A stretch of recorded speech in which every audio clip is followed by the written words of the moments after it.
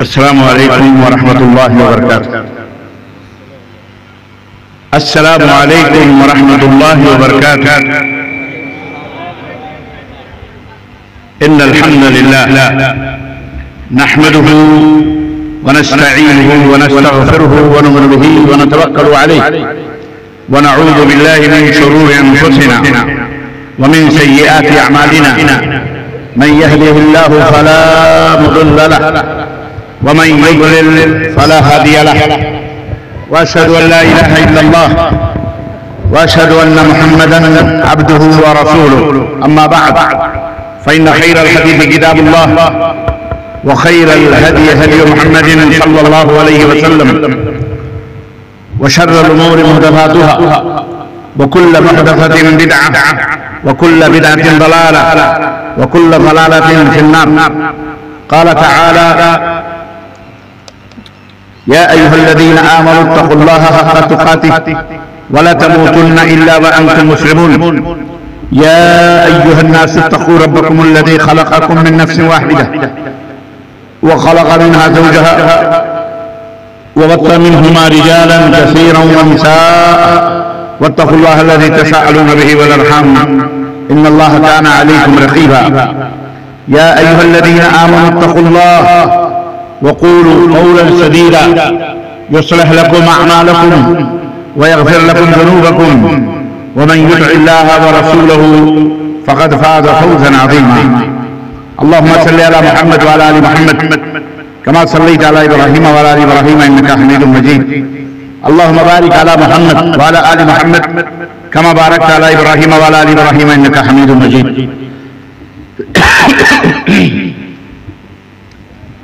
تمام قسم کی حمد و ثنا، کبریائی اور بڑائی اس اللہ عز و جل کے لیے لائق و زیبہ ہے جس نے ہمیں اور آپ کو پیدا فرمایا، اور بیش بہا درود و سلام اس ذات مبارکہ مطہرہ پر جن کا نام نامی اسم گرامی احمد مجتبیٰ محمد مصطفیٰ صلی اللہ علیہ وسلم۔ صدر اجلاس، ناظم اسٹیج، رونق افروز علماء کرام اسٹیج پر، اور سامنے بیٹھے ہوئے حاضرین اعظام، نوجوان دوستوں، بزرگوں اور بھائیوں اور قابل احترام اسلامی ماں اور بہنوں اور عزیز بچوں، اور قوم ملت کے عمائدین اور رہبروں، آج بتاریخ 13 مئی سن 2025 عیسوی کے اس عظیم الشان اصلاحی و تبلیغی و تعلیمی کانفرنس میں، اجلاس عام میں، جو نوجوانان اہل حدیث چاند پار ضلع اعظم گڑھ یوپی کے کوششوں اور جد و جہد سے اس سرزمین چاند پار پر منعقد ہوئی ہے، اس کانفرنس میں، اس اجلاس میں آپ حضرات کی خدمت میں جو موضوع مجھے دیا گیا وہ آداب کا موضوع ہے، اصلاح معاشرہ، معاشرے کی اصلاح کیسے ممکن ہے اور کس طرح سے ہو سکتی ہے۔ عزیزان ملت اسلامیہ، انشاءاللہ تبارک و تعالی آپ انتہائی پرسکون انداز سے تشریف رکھیں اور میری گزارشات کو تھوڑی دیر کے لیے اپنے سماعتوں کی نظر، میری گزارشات کو اپنی سماعتوں کی نظر کریں اور اپنے دل و دماغ میں بٹھائیں۔ انشاءاللہ تبارک و تعالی اللہ اس کے رسول کی بہت ساری باتیں آپ کی خدمت میں رکھی جائیں گی جو آپ کی دنیا کے لیے بھی اور آخرت کے لیے بھی کامیابی کی ضمانت ہوں گی۔ اللہ تبارک و تعالی ہمارے اس بیٹھنے کو، سننے کو، سنانے کو قبول فرمائے۔ دوستوں اور بھائیوں، بڑی سپاسی ہوگی کہ میں نوجوانان اہل حدیث چاند پار کے ذمہ داران اور نوجوانوں کو کا میں شکریہ تہہ دل سے ادا کروں کہ جنہوں نے اپنا خون جگر دے کر جد و جہد اور محنت اور لگن سے یہ عظیم الشان اجلاس منعقد کیا ہے، جہاں بھائی اور بہنوں کو جمع کر کے اللہ اور اس کے رسول کی باتیں سنانے کا انہوں نے عزم مصمم کیا ہے۔ دور دراز سے علماء کو اور مجھ جیسے طلبہ طالب علم کو بھی دعوت سخن دینے کے لیے ہمیں بھی مدعو کیا اور ہم آپ کی خدمت میں دور دراز سے حاضر ہوئے.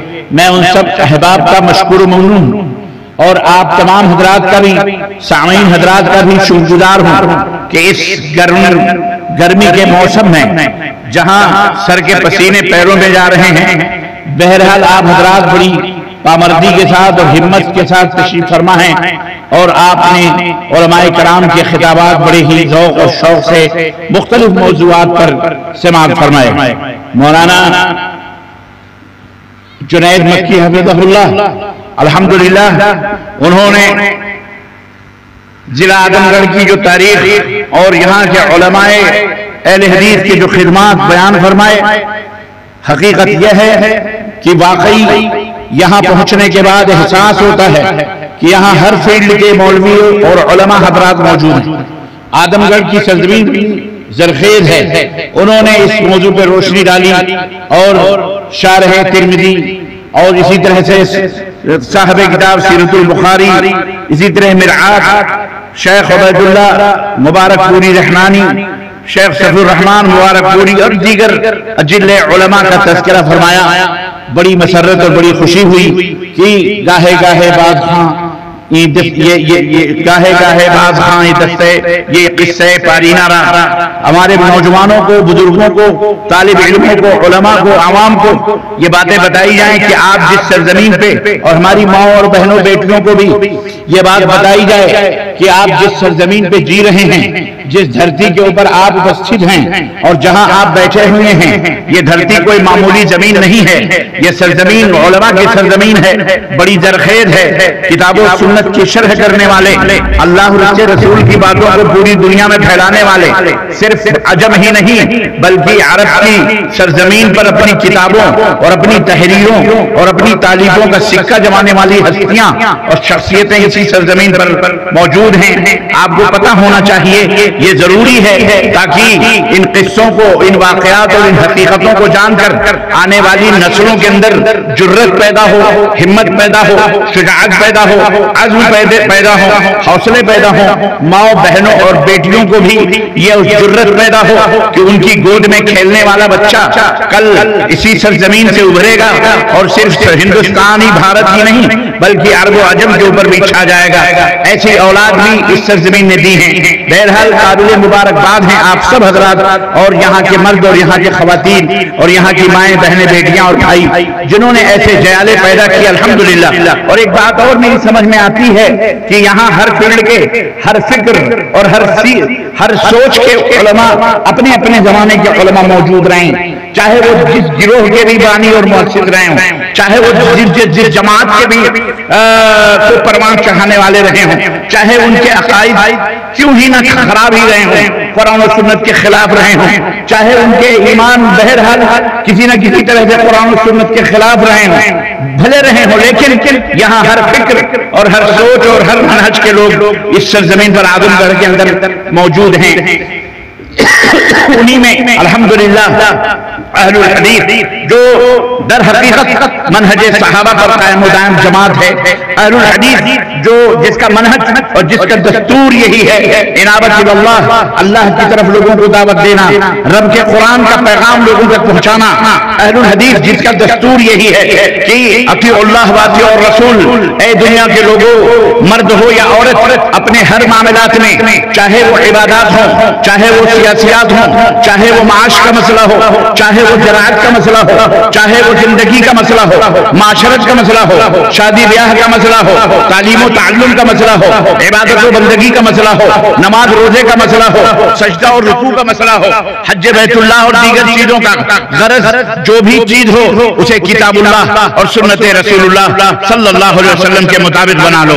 اپنے تمام اعمال کو نبی اطیعوا اللہ واطیعوا الرسول کے پردے پہ رکھ کر کے تولو تاکہ وہ عمل اللہ تعالیٰ کے ہاں قابل قبول ہو جائے. ورنہ یاد رکھو اپنے ناموں کے سامنے بڑے بڑے ٹوکرے لگا لیجئے، ڈاکٹریٹ کی ڈگریوں کے ٹکڑے لگا لیجئے، دکتور کے ڈگریوں کے ٹکڑے لگا لیجئے، بڑے بڑے علامہ اور بڑے بڑے فہامہ اور بڑے بڑے تقدس آمیز القاب و آداب اور مفتی اور علماء لکھ لیجئے، یقین مانیے اللہ تبارک و تعالیٰ کے ہاں ان القاب کی کوئی حیثیت و وقت نہیں ہے۔ ان اللہ لا ينظر الى صورکم ولا ينظر الى اموالکم بل ينظر الى قلوبکم واعمالکم۔ اللہ تبارک و تعالیٰ تمہاری شکل و صورتوں کو نہیں دیکھتا، نہ تمہارے اموال اور مال و دولت کو دیکھتا ہے، اللہ تمہارے دلوں کی نیتوں کو دیکھتا ہے۔ اللہ تمہارے دل کو دیکھتا ہے کہ تمہارے دل کے اندر جو ایمان موجود ہے وہ آخر اللہ کے رسول کے فرمان کے مطابق ہے کہ نہیں ہے، محمد رسول اللہ صلی اللہ علیہ وسلم کے بتائے ہوئے دین کے مطابق ہے کہ نہیں ہے۔ پہلے اس کے اوپر اللہ کی نظر پڑتی ہے، پھر اعمال دیکھے جاتے ہیں کہ وہ اعمال نبی کائنات صلی اللہ علیہ وسلم کے بتائے ہوئے طریقے کے مطابق ہے کہ نہیں ہے۔ وعدے کی بات، کھلی بات، تو عرض کرنے کا مطلب یہ ہے کہ وہ سرزمین یہ ہے۔ میں آپ سب کو شکریہ ادا کرتا ہوں اور میں اپنے موضوع کی طرف آتا ہوں، کیونکہ میرا موضوع اسی ٹائپ کا ہے۔ کسی بھی معاشرے اور کسی بھی سماج کے اصلاح کے لیے ہمارے لیے اسوہ اور نمونہ حضرت محمد الرسول اللہ صلی اللہ علیہ وسلم کی لائف ہے، آپ کی زندگی۔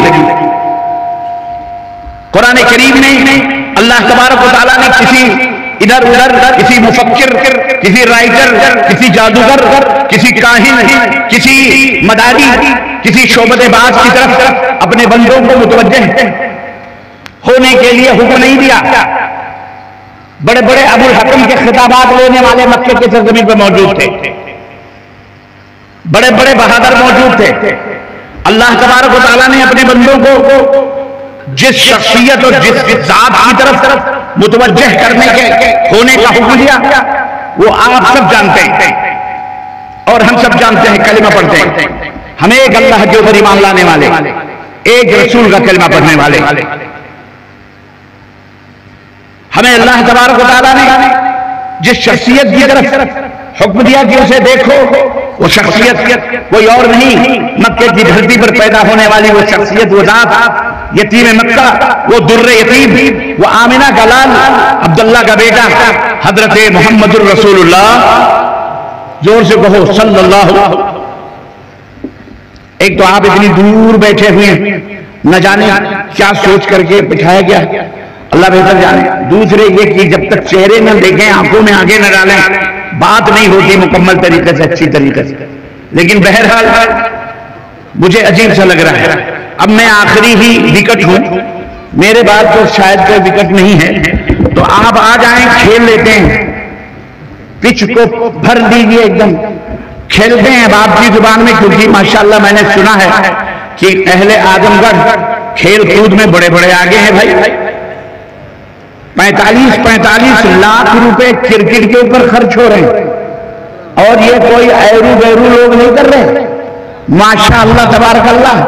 ایک مسجد کا چندہ مانگنا ہو تو 5 یا 10 یا 500 200 روپے سے زیادہ نہیں نکلے گا، اور وہ شیطانی عمل، وہ شیطانی کھیل جسے کرکٹ کہا جاتا ہے، اور اگر میں اس کی ہندی کی چندی اردو کی سردو کروں اور اس کی تشریح کروں تو میں حرام تک اسے پہنچا سکتا ہوں کہ یہ کھیل حرام ہے۔ جی جناب علی، یہ کھیل حرام ہے، اس میں پیسہ وغیرہ خرچ کرنا بھی حرام ہے، اور میں حدیث سے ثابت کروں گا اس کو۔ آپ کیا سمجھتے ہیں؟ آپ نے اسلام کو کیا سمجھا ہوا؟ چند رسم و رواج کا مجموعہ سمجھا ہوا، اذان دے لی، نماز پڑھ لی، رکوع سجدے کر لیے، زکات دے دی، ربط، یہی نماز، یہی اسلام ہے۔ عورتوں نے پردے اردے لگا لیے، حجاب وجاب کر لیے، نکاح شادی ہو گئی، یہی اسلام ہے۔ عزیزان گرامی، یہ شہادت گہے الفت میں قدم رکھنا ہے۔ لوگ آسان سمجھتے ہیں مسلمان ہونا، اور اقبال نے کہا تھا چگویم من مسلمانم بلرزم، چگویم من مسلمانم بلرزم، کدانم مشکلات لا الہ را۔ جب میں اپنی زبان سے لا الہ الا اللہ کہتا ہوں تو میرے رونگٹے کھڑے ہو جاتے ہیں، میں لرز جاتا ہوں، کانپ جاتا ہوں. کیوں؟ اس لیے کہ لا الہ الا اللہ کے جو مشکلات ہیں، یہ پڑھنے کے بعد جو پریشانیاں آنے والی ہیں، ان مشکلات کو میں سمجھتا ہوں، میں جانتا ہوں. آج ہم کلمہ لا الہ الا اللہ پڑھتے ہیں لیکن اس کے مشکلات اور اس کی پریشانیوں کو نہیں جانتے. چند قوانین ظالم حکومتوں کی طرف سے پاس کیا ہو جاتے ہیں، کان کھجلانا شروع کر دیتے ہیں، چیخنا چلانا شروع کر دیتے ہیں. آپ کو پتہ ہے کہ اس لا الہ الا اللہ کی پاداش میں، اس کلمہ توحید کی حفاظت میں اور اس کی نشر و اشاعت میں ہمارے اور آپ کے امام اعظم حکیم الامت حضرت محمد الرسول اللہ صلی اللہ علیہ وسلم نے کیا کیا مظالم برداشت نہیں کیے. قائد ہیں، امت کے رہنما ہیں، رہبر ہیں، اللہ کے پیغمبر ہیں، رب کے حکم کی تعمیل کرنے والے، اللہ کی طرف سے بھیجے گئے بشیر ہیں، نذیر ہیں، جنت کی بشارت دینے والے اور اللہ کے عذاب سے، جہنم سے ڈرانے والے ہیں. وہ ہستی ہے حضرت محمد الرسول اللہ صلی اللہ علیہ وسلم کی. لیکن جب توحید کا پیغام لے کر، توحید کی دعوت لے کر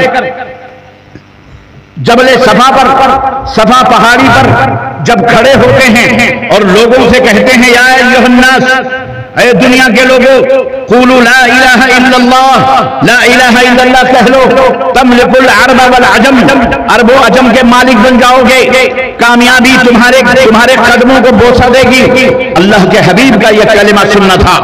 وہیں پر جتنے بھی کھڑے ہوئے لوگ تھے، سب کی پیشانیوں پہ سلوٹیں آ گئی، سب کے چہرے بدل گئے. وہ امین الصادق جو پورے مکے کے اندر مشہور، جسے دنیا بچے امانت داری کا پیکر سمجھتے تھے، جسے دنیا صداقت و سچائی کا پیکر سمجھتی تھی، مکے کے وہ لوگ قسمیں کھاتے تھے جس کے عزت کی اور جس کے تقدس کی اور جس کے عظمت کی، جس کے صداقت کی اور جس کے امانت کی. آج وہی مکے کے لوگ اور لوگ خود کا سگا چچا ابو لہب جب انگلی اٹھاتا ہے، زبان کھولتا ہے، تو کون سی وہ گالی تھی جو رب کو بھی عرش سے پسند نہ آئی. اس نے کہا تبا لک یا محمد صلی اللہ علیہ وسلم، تیرے ہاتھ ٹوٹ جائیں بھتیجے، تیرے ہاتھ ٹوٹ جائیں محمد صلی اللہ علیہ وسلم. لہذا جمع تھا نا، یعنی یہ کلمہ بتانے کے لیے تو نے ہمیں جمع کیا تھا، اکٹھا کیا تھا، یہ کلمہ بتانے کے لیے. اللہ اکبر. اللہ کو کتنا جلال آیا، اتنا جلال آیا کہ فوراً جبریل کے ذریعے سے عرش سے آواز لگائی، جا کے یہ آیت کریمہ میرے نبی کے زخموں پر پھائے کی طرح رکھو، یہ سورہ مبارکہ لے کے جاؤ. اللہ نے عرش سے آواز دی، تبت یدا ابی لہب وتب. ابو لہب میرے نبی کے، میرے پیغمبر کے ہاتھ نہیں، تیرے ہاتھ ٹوٹ جائیں، تو ہلاک و برباد ہو جائے. اللہ اکبر. عزیزان گرامی قدر، میں بتانا یہ چاہتا ہوں کہ یہ کلمہ توحید اللہ کے رسول صلی اللہ علیہ وسلم نے جب یہ پیغام دیا تو یہ اتنا آسان نہیں ہے جتنا آسان آپ سمجھ رہے ہو. ابھی تو ہمارے گالوں پہ تمچے بھی نہیں پڑے، ابھی تو ہمارے زخم، ہمارے پیروں کے زخموں سے خون تک نہیں نکلے. ابھی تو ہماری کوئی ماں اماں سمیہ کی طرح شہادت کا جام نہ پی سکی، جس اماں سمیہ کو اسی کلمہ توحید، کلمہ لا الہ الا اللہ کی پاداش میں میرے عزیزوں برہنہ کیا گیا، مادر زاد ننگا کیا گیا. میری ماں اور بہنوں سنو غور سے، تم بھی ذرا سی بات پر شوہر نے اگر کوئی کمی کر دی، گھر کے اندر اگر کوئی ہے غربت و افلاس کی کوئی بدبو آ گئی، اگر کسی وجہ سے کوئی تکلیف پہنچ گئی تو تم بھی فوری طور پر ناک ہو چڑھا کر اور نہ جانے کیسے کیسے کلمات کہنا شروع کر دیتی ہو. ارے ہمارا مرنا اور جینا دال چاول گوشت مچھی کھانے کے لیے نہیں ہے.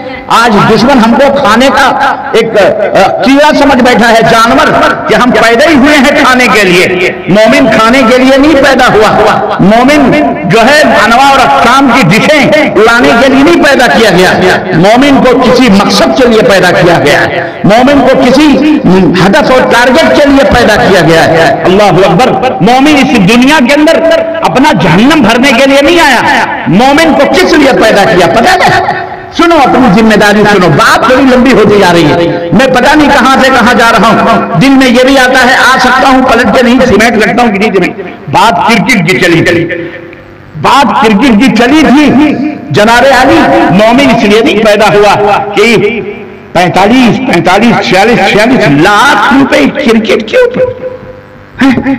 جاؤ ڈوب مرو چلو بھر پانی کے, جاؤ مسلمانوں. آج ظالموں کے بلڈوزر اداروں کی بنیادیں کھودنے پہ لگی ہوئی ہیں.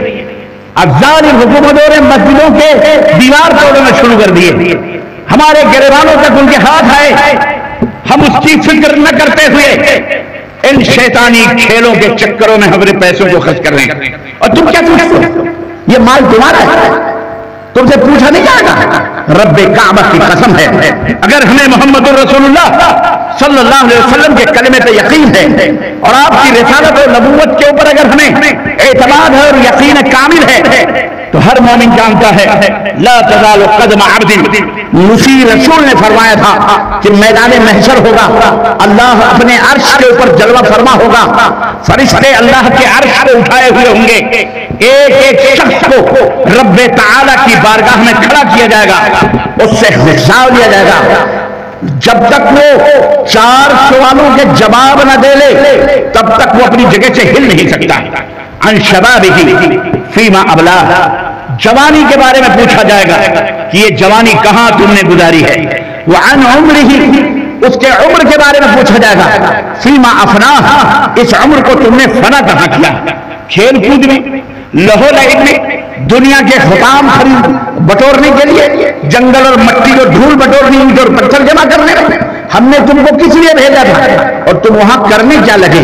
خربوزے کو دیکھ کر خربوزہ رنگ پھینکتا ہے, فلانا دنیا کما رہا ہے, فلانا بلڈر بن گیا, فلانا ہوائی جہاز کا مالک ہو گیا, فلانا وہ پلین کا مالک ہو گیا, فلانے نے ایئرپورٹ خرید لی, فلانے کو ٹرین مل گئی, فلانا نہ یہ کر لیا ہے, فلا کر لیا, فلا کر لیا. ہم تم اسی چکر میں پھنس کر نہ خدا ہی ملا نہ وصال صنم, نہ ادھر کے رہے نہ ادھر کے رہے. ہاتھ میں جنت بھی گئی اور دنیا بھی ہاتھ سے گئی. عزیزان محترم, اس لیے کہ آپ اپنے ٹارگٹ سے ہٹ گئے ہیں, آپ اپنے مقصد سے ہٹ گئے ہیں. اللہ تعالیٰ نے آپ کو جس ٹارگٹ کے لیے بنایا تھا, کنتم خیر امہ اخرجت للناس تأمرون بالمعروف وتنهون عن المنکر وتؤمنون باللہ. اے دنیا کے لوگ مسلمانوں, تم ایک بہترین امت ہو. تمہیں ہم ٹائٹل دے رہے ہیں, گولڈ میڈل دے رہے ہیں خیر امت کا, کہ تمام امتوں میں آدم سے لے کر حضرت عیسیٰ تک تم ایک بہترین امت ہو. کیوں؟ اس لیے کہ تم بھلائیوں کو حکم دیتے ہو, برائیوں سے لوگوں کو روکتے ہو اور اللہ کے اوپر ایمان لاتے ہو. یہ 3 خوبیاں ہیں تمہارے اندر. اللہ آج ہم اپنے گریبان میں مقرر کر کے سوچیں کہ ان 3 خوبیوں میں ہم کہاں کھڑے. میری ماں بہنوں, تم بھی دیکھو, تم بھی سوچو کہ تم کہاں کھڑی ہو. تمہیں بھی وہ فریضے ادا کرنے ہیں جو فریضے مردوں کو ادا کرنے ہیں. کوئی فرق نہیں ہے, تمہارا دائرہ کار الگ ہو سکتا ہے لیکن عملی طور پر تم الگ نہیں ہو سکتی ہو. ہماری ذمہ داری یہ ہے, کیا ہم یہ ذمہ داری نبھا رہے ہیں؟ آج ہم بیٹ بلہ کھیلنے والوں کے ساتھ ہم بھی بیٹ بلہ کھیل رہے ہیں. ریکارڈنگ بج رہی ہے, گانے پہ گانے لگائے جا رہے ہیں, اور میاں چھکے پہ چھکے, تالیاں اور سیٹیاں اور باجے اور گاجے اور پتہ نہیں کیا کیا, اللہ بہتر جانے, اسی کے اندر ڈوبے ہوئے ہیں. آپ کو ہوش کے ناخن لینا چاہیے. عزیزان محترم, یہ اللہ تعالیٰ پوچھے گا وعن مالہ من این اکتسبتہ وفیما انفقتہ. اس مال کے بارے میں بھی اللہ پوچھے گا, میں نے تجھے بہت زیادہ مال عطا کیا تھا, کہاں, اچھا تو نے جو مال جمع کیا تھا دنیا میں, وہ مال, وہ سونے, وہ چاندی, وہ ڈالر, وہ روپے, وہ پلاٹ, وہ زمینیں مال کی شکل میں, من این اکتسبتہ, کہاں سے تو نے کمایا, کہاں سے کمایا, کس کی جیب کاٹی, کس کو فریب دیا تھا, کس کو دھوکہ دیا تھا, کس سے جھوٹ بولا تھا, کس کی زمین و جائیداد کے اوپر ناجائز قبضہ کر کے بامبے, دلی, آگرہ, دنیا کے کونے کونے میں بیٹھ کر شیخ صاحب بنے ہوئے, دان بنے ہوئے, کس کی جیب پہ ڈاکے ڈالے تم نے, کہاں سے یہ مال خریدا, اس کا جواب دینا پڑے گا. یہ مال کہاں سے کمایا, اس کا جواب دینا. یہ گاڑی کہاں سے کمائی, یہ بلڈنگ کہاں سے بنائی, یہ گھر کہاں سے بنایا, کتنی اینٹیں حلال کی ہے, کتنی اینٹیں حرام کی. قارون جب چلتا تھا نا تو لوگ اشاش کرتے تھے, ہائے ہمارے پاس بھی ایسا مال ہوتا جس کے خزانوں کی کنجیاں اللہ اکبر کئی خچروں کے اوپر لادی جاتی تھی. وہ کنجیاں تالے پہ چھوڑو اور خزانوں کی تو کیا گنتی. لیکن جو اللہ کے مومن بندے تھے وہ کہتے تھے اللہ کا شکر ہے, الحمدللہ ہم اللہ کے اوپر ایمان لاتے ہیں, اللہ ہی ہمارا مالک و رازق ہے. لیکن لوگ بین درمیان کے ہوتے تھے. جب انہوں نے دیکھا کہ اللہ نے زمین کو حکم دیا اور قارون اپنے خزانوں کے ساتھ زمین کے اندر ڈوب گیا. موسیٰ علیہ السلام کا رشتہ دار تھا وہ, موسیٰ کی رشتہ داری بھی اسے کام بولو نہ دے سکی, کام نہ دے سکی. موسیٰ کی رشتہ داری بھی اسے کام نہ دے سکی. وہ ایک الگ موضوع ہو جائے گا, میں وہاں نہیں جانا چاہتا. ایسے ہی آج بھی بہت سارے مسلمان عجوبے میں پڑے ہیں, فلانے کے پاس یہ بلڈنگ, فلانا یہ بلڈر, فلانا فلانا, اور اس طرح سے یہ مال پوچھا جائے گا کہاں سے تم نے کمایا. وفیما انفقتہ, اور کس چیز میں خرچ کیا, شراب میں, ڈرچ میں, ہیروئن میں, چرس میں, جہیز میں, لینے میں, دینے میں, کتنے ورائٹیز کے کھانے پکنے اور کتنے کاریں. اللہ اکبر, میں ذکر کروں تو افسوس ہوتا ہے مسلمانوں. اللہ اکبر, ہمارا معاشرہ کرپٹ ہو چکا ہے, بالکل کرپٹ ہو چکا ہے. اور لوگوں مجھے یہی غصہ آتا ہے, بڑے فخر کرتے ہو ہم جنت میں جائیں گے. وہ ٹولی کے جی ہم جنت میں, وہ کہتا ہم جنت میں. کل حزب بما لدیہم فرحون, ہر گروہ ہر پارٹی تالیاں پیٹ رہی ہے, سینے ٹھونک رہی ہے, ہم جنت میں جائیں گے, ہم جنت میں جائیں گے. جنت میں تو جاؤ, اللہ ہم سب کو جنت میں لے جائے, بولو آمین. پر اس سے جانے سے پہلے اپنے بنے گریبانوں میں منہ ڈال کر کے سوچو, یہ پتیلوں جیسے جو منہ ہیں یہ ہیں جنت میں جانے والے. یہ تم نے جسم جنتی بنایا ہے, تمہارا کپڑا جنت میں جانے کے لائق ہے. یہ گوشت اور گوشت, یہ خون, یہ ہڈی مر گئے تو جنت میں جانے کے لائق ہے. یہ دل جو عقیدہ توحید کی آماج گاہ ہے, سینٹر مرکز ہے, اس دل میں اللہ کی توحید ہے. سوچو پہلے, یہ دنیا اسی لیے ہمیں عطا کی گئی ہے. محاسبہ کرو, حاسبوا قبل ان تحاسبوا, اپنا حساب و کتاب دنیا میں کرو, خود پتہ چل جائے گا تم جنتی ہو کہ جہنمی ہو. میرے عزیزوں, مجھے تعجب ہوتا ہے, یہ لمبی لمبی داڑھیاں نہیں اللہ دیکھتا تمہاری, نہ چھوٹی چھوٹی داڑھیاں, نہ تمہارے گھٹے نمازوں سے اس کے. بڑے نمازی, بڑے پرہیزگار, بڑے تقویٰ کی بات, تسبیح مصلی لیے ادھر ادھر ناچ رہے, گھوم رہے, اللہ اللہ اللہ اللہ. دل شرک کا ملغوبہ بنا ہوا ہے, عقیدے کا پتہ نہیں, علم نہیں ہے, حلال کا پتہ نہیں, حرام کا پتہ نہیں. حاجی صاحب حج کر کے 1% سود لیتے تھے, جب حج کر کے لوٹے تو ڈبل لیتے. پوچھا کسی نے, پہلے تو 1% لیتے تھے, جب ڈبل لے رہے ہو, کہنے لگے تھے حج کا خرچہ کون دے گا, وہ بھی تو نکالنا ہے. یہ دارالحرب ہے, یہاں سود لینا جائز ہے. ہم نے کہا سود لینا جائز ہے تو غیروں کی بہن بیٹیاں بھی اڑانا جائز ہے, اڑاؤ, پھر پتہ چلے گا تم کہاں رہو گے, تم کہاں کہاں اڑو گے اور تمہاری گردنیں کہاں کہاں اڑیں گی. عزیزان گرامی, مذاق کی بات نہیں ہے یہ. سوچو ہم کہاں کھڑے ہوئے, اللہ تعالیٰ کو کیا جواب دیں گے, کیا جواب دیں. میڈیں چھانٹتے, میڈیں 1 انچ 2 انچ زمین کے لیے, یہ میڈ کو اپنے اپنے جانتے ہو پھاوڑے سے چھل چھل چھل چھل چھل 2 کلو 3 کلو مشکل سے چاول دال گیہوں پیدا ہو جائیں گے. تم کیا سمجھتے ہو, وہ کھیت والا نہیں دیکھ رہا, اللہ نہیں دیکھ رہا. 3 لوگوں کے اوپر اللہ کی لعنت ہوتی ہے. لعن اللہ من ذبح لغیر اللہ, اللہ کے نبی نے فرمایا اللہ کی لعنت ہوتی ہے جو اللہ کے سوا کسی اور کو راضی اور خوش کرنے کے لیے کوئی جانور, کوئی ذبیحہ ذبح کرے.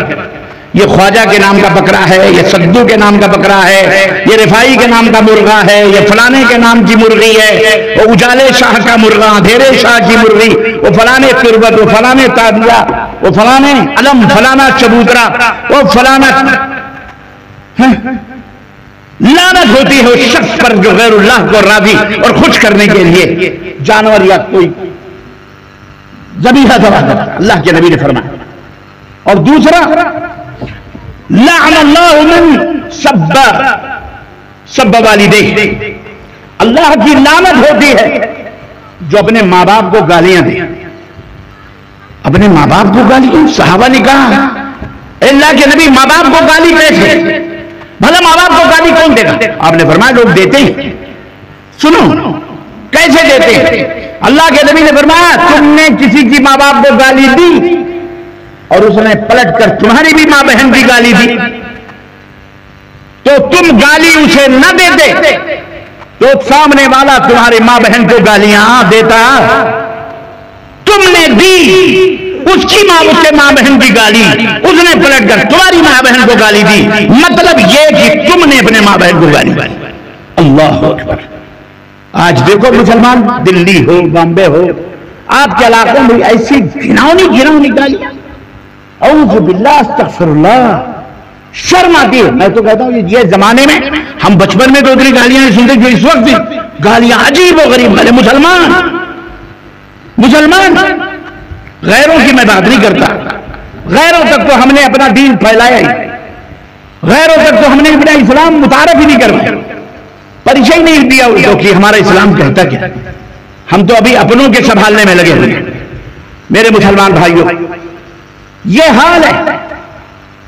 اور تیسرا جس کے اوپر اللہ کی لعنت ہوتی، پہلا وہ جو غیر اللہ کے نام کے ذبیحے ذبح کروائے، دوسرا وہ جو اپنے ماں باپ کو، جو اپنے ماں بہن کو گالیاں دے اور اس کی شکل نبی نے بتائی، اور تیسرا جو بیان کا مقصد ہے من غیر منار الارض، جو زمین کے نشانات کو تبدیل کر دے۔ یہ عورتیں بھی اس میں بہت تیز ہوتی ہیں، دیہاتوں میں، گاؤں میں دھیرے دھیرے کھرچ کر اپنا آنگن بڑا کرتی کہ نہیں کرتی؟ بولو صحیح ہے؟ بالکل۔ شیخ فرما رہے تھے پتہ نہیں آدم گڑھ میں اور بستی گونڈا میں کوئی زیادہ فرق نہیں ہے، ہم ایک ہی اسٹیٹ کے لوگ ہیں، ہمیں پتا ہے یہاں کیا ہوتا ہے۔ کھرچ کر بنیادوں میں تھوڑا مٹیاں ڈال کے چھوپ کے کھسکا کے اس طرح سے اپنا کھیت چوڑا کرتی، اپنی بنیاد مضبوط کرتی۔ یہ تغییر منار الارض، زمین کے علامات نشانات ہیں، اس کو چھوڑو کہ مکمل ہی میڈ ہی چینج کر دیتا ہے، کھوٹا یہاں سے گاڑ کر وہاں گاڑ دیتا، پھر لڑتا ہے، دبنگ ہے، سیٹھ ہے، چودھری ہے، بڑا مالدار ہے، غریب آدمی، یہ کھوٹا یہاں سے گاڑ کر وہاں گاڑ دیا، میرا یہاں سے نہیں وہاں سے، اور لڑائی جھگڑا کرتا ہے۔ ایسا شخص بھی لعنتی ہوتا ہے، ایسی عورت کے اوپر بھی اللہ کی لعنت ہوتی ہے، مرد ہو یا عورت۔ عزیزان محترم، ہم کہاں تھے کہاں پہنچ گئے؟ خیر، میں عرض یہ کر رہا تھا کرکٹ، پتہ نہیں کہاں سے کسی نے ہمیں وہ فیلڈ دکھا دی کہ مولانا یہ وہی فیلڈ ہے، وہ اتنا منحوس دل رہا، وہ یہی فیلڈ ہے، 45 لاکھ روپے ہے۔ اللہ کے بندے توبہ کرو۔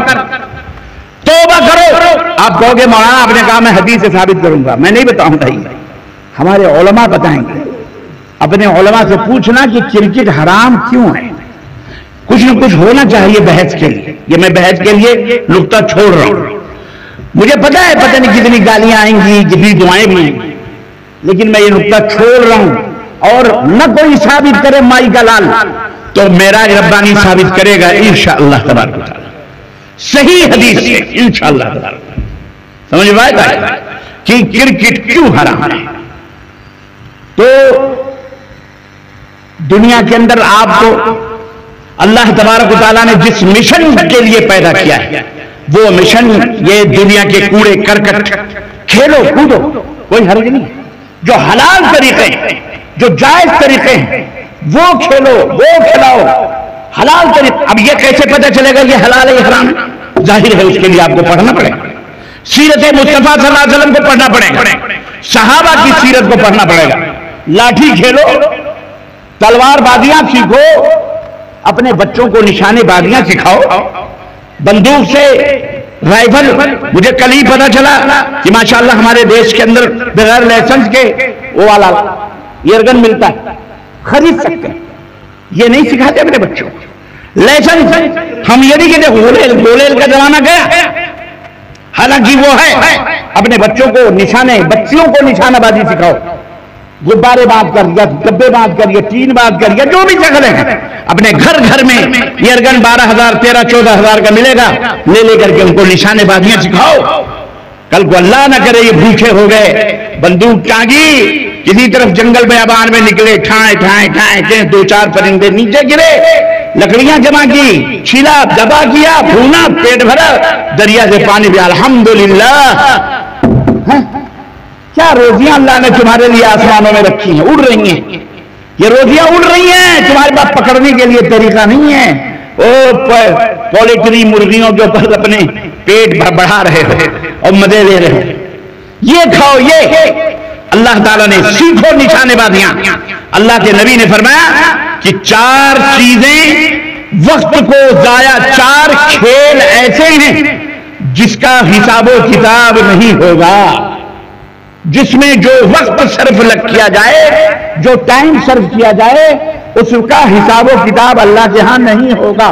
4 کھیل ایسے، اللہ پتہ ہے 4 کھیل کون سی ہیں؟ بولو، پتہ ہے؟ ہاں، کیسے پتہ ہوگا آپ کو تو کرکٹ کھیلنے سے فرصت نہیں، تو نبی کی سیرت کہاں پڑھو گے؟ آپ نے سوچا نبی کی سیرت یہی ہے، نماز پڑھو، صدقہ زکات دو، خیرات، یہی نبی کی سیرت ہے۔ ایک چیزیں نبی کائنات صلی اللہ علیہ وسلم نے ہم کو بتائی ہیں۔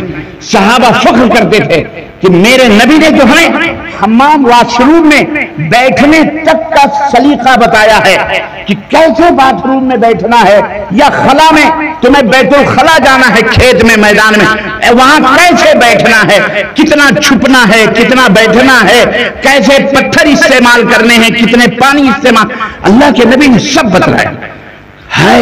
لیکن ہم مسلمانوں کو اس کا پتہ نہیں ہے۔ ہمیں دنیا کی ہسٹری کا پتہ ہے، لیکن اپنی ہسٹری، اپنی تاریخ کا پتہ نہیں۔ اور جو قومیں اپنی تاریخ بھلا دیتی ہیں، وہ قومیں بھی کائنات سے بھلا دی جاتی ہیں، ان کا نام و نشان مٹا دیا جاتا ہے۔ اس لیے نبی کائنات صلی اللہ علیہ وسلم کی سیرت میں یہ سب موجود ہے۔ اللہ کے نبی 4 چیزیں۔ نمبر 1، بندہ جو گھڑ سواری کے اندر گھڑ سواری سیکھتا ہے۔ اب گھڑ سواری اس زمانے میں تھی، آج کے زمانے میں کون سی سواری ہے بھیا؟ بولو۔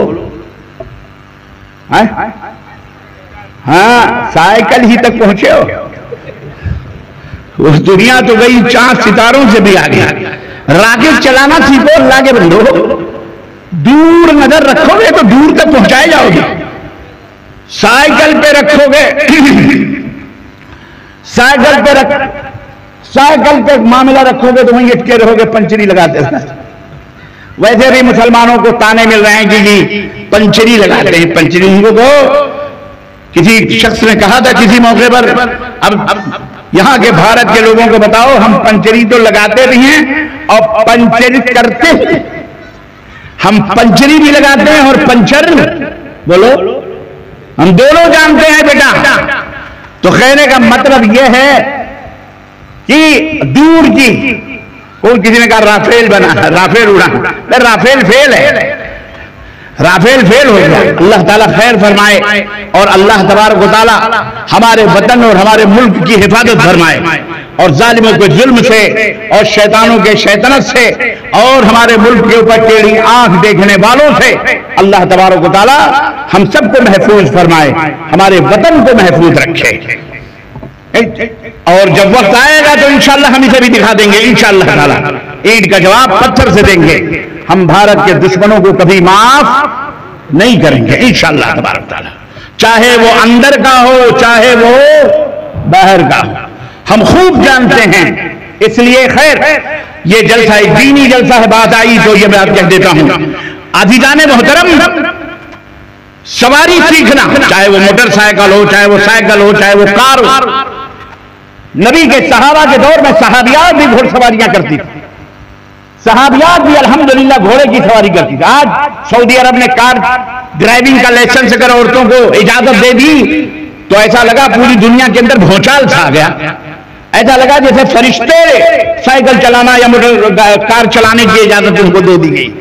یہ اس دنیا کی مخلوق ہی نہیں. ایسے ایسے احمق ہمارے ملکوں کے بھی جنہیں پیدل چلنے کا بھی ڈھنگ نہیں، وہ بھی سعودی عرب کے عورتوں کے لائسنس پر اعتراض کرنا شروع.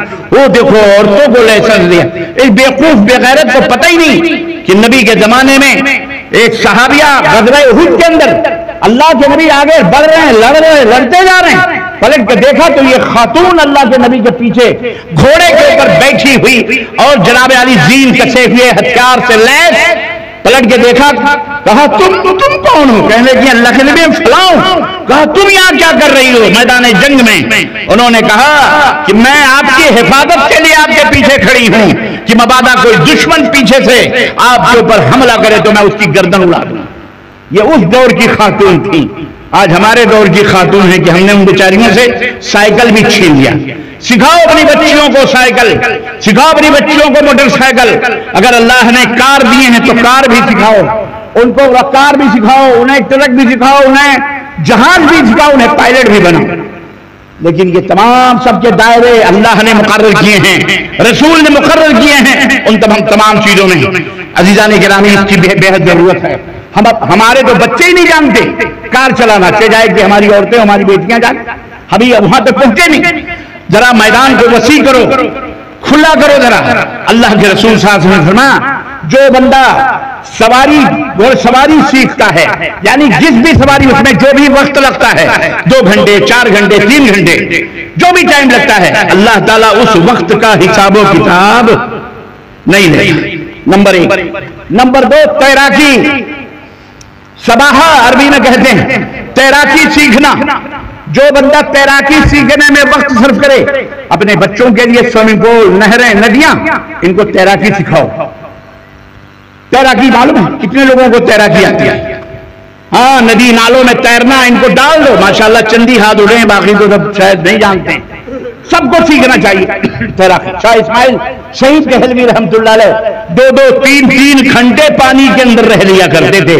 دشمن تلاش کر رہا ہے یہاں کھڑا ہو کر کے، پتہ چلا 2 کلومیٹر آگے جا کر کے وہ سر نکال کے دیکھ رہے ہیں دشمن کہاں ہے. اس لیے تیراکیاں سیکھو، اپنے بچوں کو سکھاؤ. سوئمنگ پول بنا کر اپنی بچیوں کو بھی سکھاؤ، بچوں کو بھی سکھاؤ. جی جناب عالی. اسی طرح سے یہ جو وقت اس میں صرف ہوگا اللہ تبارک تعالیٰ اس کا حساب و کتاب نہیں لے گا. نمبر 3، نشانہ بازی. اپنے بچوں کو غلیل چلانا سکھاؤ. جناب بندوق چلانا سکھاؤ. اب کہو گے بندوق کہاں سے لائے مولانا؟ تو کم از کم ایئرگن ہے، بولو 15 24 25 کتنا 50 لاکھ تو تم کرکٹ کے اوپر ایک لکڑی کے گیند کو ٹک ٹک مارنے میں خرچ کر دیتے ہو. ایسے 45 لاکھ روپے 50 لاکھ روپے اس کے ایئرگن خرید کر بچوں کو سکھاؤ. نشانہ بازی سکھاؤ، نشانہ، تاکہ ان کے نشانے صحیح. کل کو دیش کو ضرورت پڑ سکتی ہے.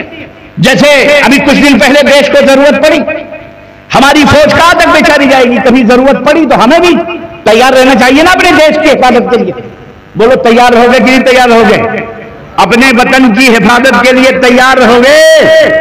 جب ضرورت پڑے گی انشاءاللہ بارڈر پہ سب سے پہلے رہیں گے انشاءاللہ تعالی. لیکن نہت سے نہ جانا، پیٹ جاؤ گے بیٹا. نشانے اچھانے سیکھ لو اچھی طرح سے. تیراکی بھی سیکھو، نشانہ بازی بھی سیکھو اور گھوڑ سواری بھی سیکھو. یہ ہے اسلام. سمجھ میں بات آئی؟ اپنی بچیوں کو بھی سکھاؤ. اس میں جو وقت لگے گا، یہ نہیں کہ نماز چھوڑ کے سیکھو. نماز تو پڑھنی ہے، کھانا تو کھانا ہی ہے، حمام ٹوائلٹ باتھ روم تو جانا ہی ہے. جیسے یہ ضرورت ہے ایسے یہ بھی ضرورت ہے. سیکھو گے تو اس میں وقت ضائع نہیں، اس وقت کا محاسبہ اللہ نہیں کرے گا.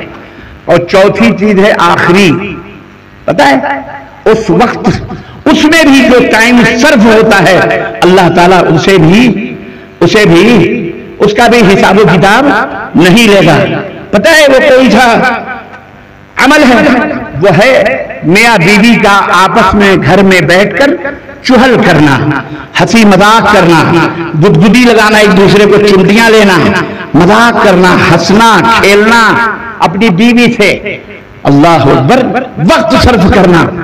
یہ مذاق، یہ ہنسی 1 گھنٹہ 2 گھنٹہ 4 گھنٹہ، ارے دن بھر لگا لو. نئی نئی شادی ہوئی ہے تو 24 گھنٹے لگا لو بھائی، سب چیز پارسل ہو رہی ہے، اندر ناشتہ بھی جا رہا ہے، کھانا بھی آ رہا ہے، ماشاءاللہ تبارک اللہ.